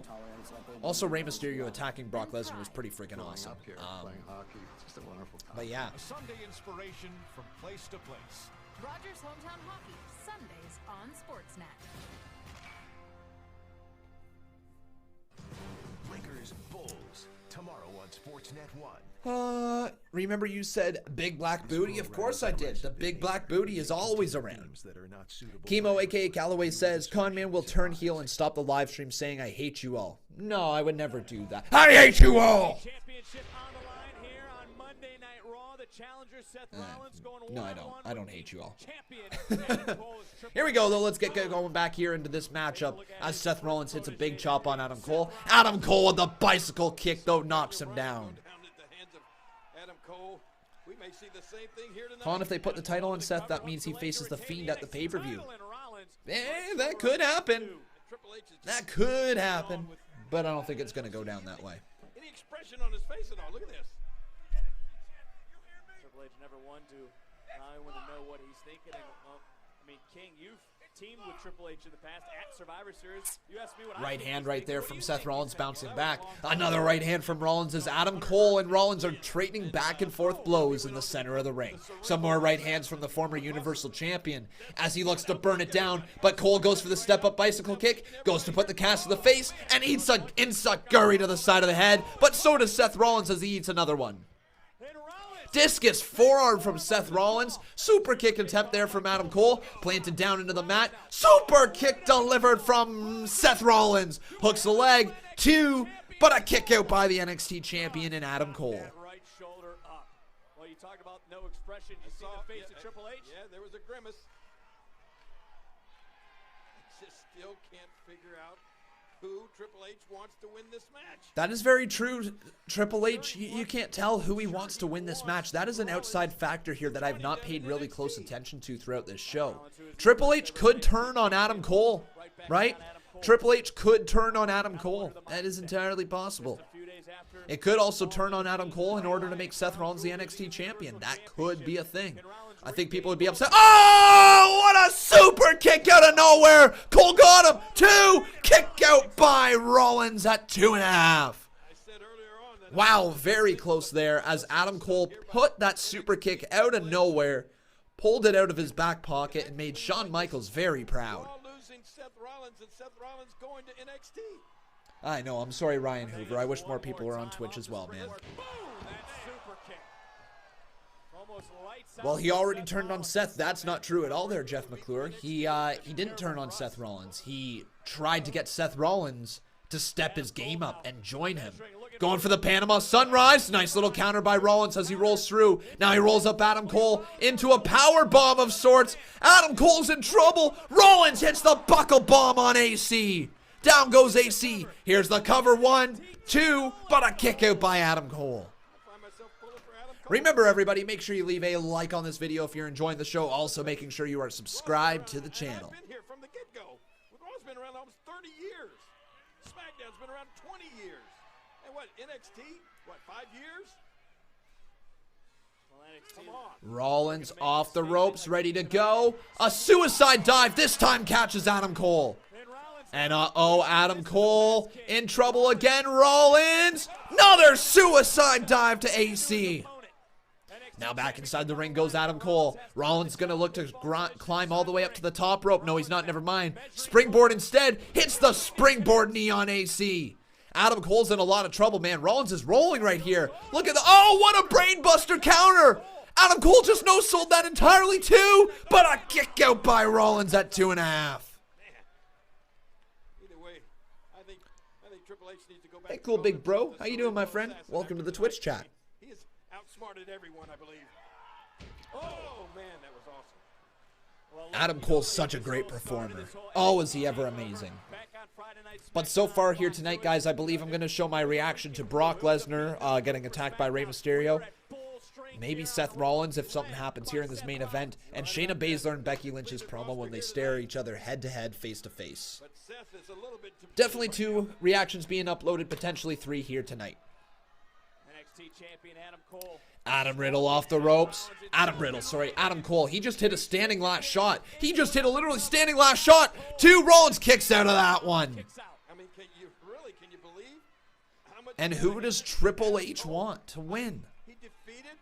Who am I rooting for? At SmackDown, and now he's on his way to doing the same Good thing question. Seth Rollins on Raw. Personally, storyline-wise, I think there would be so much intrigue around Seth Rollins going to NXT, right? Adam Cole lining up the last shot. Can't hit that there on Rollins. Rollins rolls him through. 1, 2. Adam Cole kicks out of that one. Rollins backs up. Double clothesline as they're both down in the center of the ring. So personally, let me say this much. Adam Cole retaining the NXT championship is probably really, really good for the NXT brand, right? Seth Rollins, however, beating Adam Cole for the NXT championship is really good for the ratings of NXT because more people will be tuning into Wednesday night shows. So it's a tough question to say, like, what would be the better decision? Probably the better decision, long-term booking, trying to build up stars for the future, is having Adam Cole beat Seth Rollins here tonight. That's my honest opinion, and that's probably the opinion that a lot of people share here with me. But Rollins winning the NXT Championship would be intriguing as hell moving forward. Rollins with a superplex, floats over, ready for the Falcon Arrow. Delivered to Cole. Here's the cover, hooks both legs too. Adam Cole just kicking out at 2.5. Adam Cole staying alive in this match. I don't know, but I'm gaining more and more respect as the minutes go on in this match for Adam Cole. What a freaking show we are getting right now. But with over 700 watching right now, everybody, I need you to make sure you're leaving a like on this video. Don't forget to leave a like here today, folks. Don't forget to leave a like for Adam Cole in the main event. But we got 3 minutes remaining in the show, folks. 3 minutes remaining. Who is going to pick up this win? Will Seth Rollins become the NXT champion? Or will Rollins come up short just like he did at Crown Jewel against The Fiend? Rollins looking to burn it down. He's chanting, burn it down. Burn it down. Burn it down. Rollins. Wait. Oh, my God. Oh. That's the Undisputed Era. Kyle O'Reilly and Roderick Strong. Wow, Bobby. Really? Really? Members of Undisputed Era. Are you kidding me? You know that Triple H is behind this. What's he thinking? What's going on Okay. here? Let's see what else happens here, folks. So the Undisputed Era is beating up on Seth Rollins right now. And it's over, but here comes the OC. So the OC's coming right down to the ring as the OC's going after them. And I think here comes the entire... Oh, that's Ciampa. Oh, my God. Ladies and gentlemen, this shit's breaking down. Riddle's in the ring right now. I believe also... Yeah, the Undisputed Era is in there. Is that... Who's that? Is that Nakamura? No, that's not. That's Keith Lee. And Dominic Dijakovic's in there as well. Everybody's getting beat up here on Monday Night Raw. Ladies and gentlemen, the brawl is underway. Oh, man. Right hand's going from Roderick Strong to the outside to somebody. I'm not too sure exactly who that is. Carl Anderson sent to the outside of the ring as Roderick Strong and AJ Styles scoop up against each other. Matt Riddle being taken down. That's Pete Dunne. Pete Dunne's on Monday Night Raw as Pete Dunne goes after Ricochet, his former member, or his former tag team partner in War Games. But now, that is, who is that? That is Damian Priest going right after somebody. Oh my goodness. The brawl is underway, folks. What a hot end here to Monday Night Raw. Damian Priest went after Rowan as Triple H is trying to get some order here on Monday Night Raw. Trying to stop away his army. Trying to pull them off the Monday Night Raw superstars. There's Ciampa going after Ricochet as Ciampa goes right back after him. Man, NXT really going for those headlines tonight. Bobby Fish goes right back after someone. But ladies and gentlemen, I think Ricochet's gonna fly. Ricochet gonna fly. The one and only superhero, Ricochet. Oh my God, standing shooting star press off the top rope. Not really a standing shooting star press, just a regular shooting star press off a springboard. But my God, he took out everybody. Nearly everyone was taken out by Ricochet. What an end here to Monday Night Raw. When was the last time Zack Ryder was in the main event of Raw? Well, he is right now. Wow, so a really crap end to the match with the disqualification leads to a giant brawl here to finish off. Oh my God. Is that Keith Lee? Keith Lee! Oh my God! Keith Lee! Keith Lee! Oh! Lee! Like a human cannonball leaps over the top rope, comes down, and takes everybody out with them, and the brawl is still underway at the end of Monday Night Raw. The brawl is still going on, and we can't see it. Wow! What an end to Monday Night Raw. The match ending sucked. But man, the follow-up, the brawl, woo! That's good. All right, let's continue on with this storyline moving forward. But ladies and gentlemen, that's going to bring us to the end of the show here today. Thank you very much for watching the show. I hope you guys enjoyed it. Make sure you leave a like on this video. Also making sure you are subscribed to the channel. And come on over to Conman Reacts as we're going to be uploading my reactions to everything that you just saw here tonight. At least 3 reactions are going to go up. And I hope you guys will enjoy those reactions when they do. Until then, though, guys, make sure you leave a like on this video. Make sure you are subscribed to the channel and Conman Reacts channel. Come follow me over on twitter.com/Conman167. But until next time, until Wednesday, I've been Con, and that was Monday Night Raw.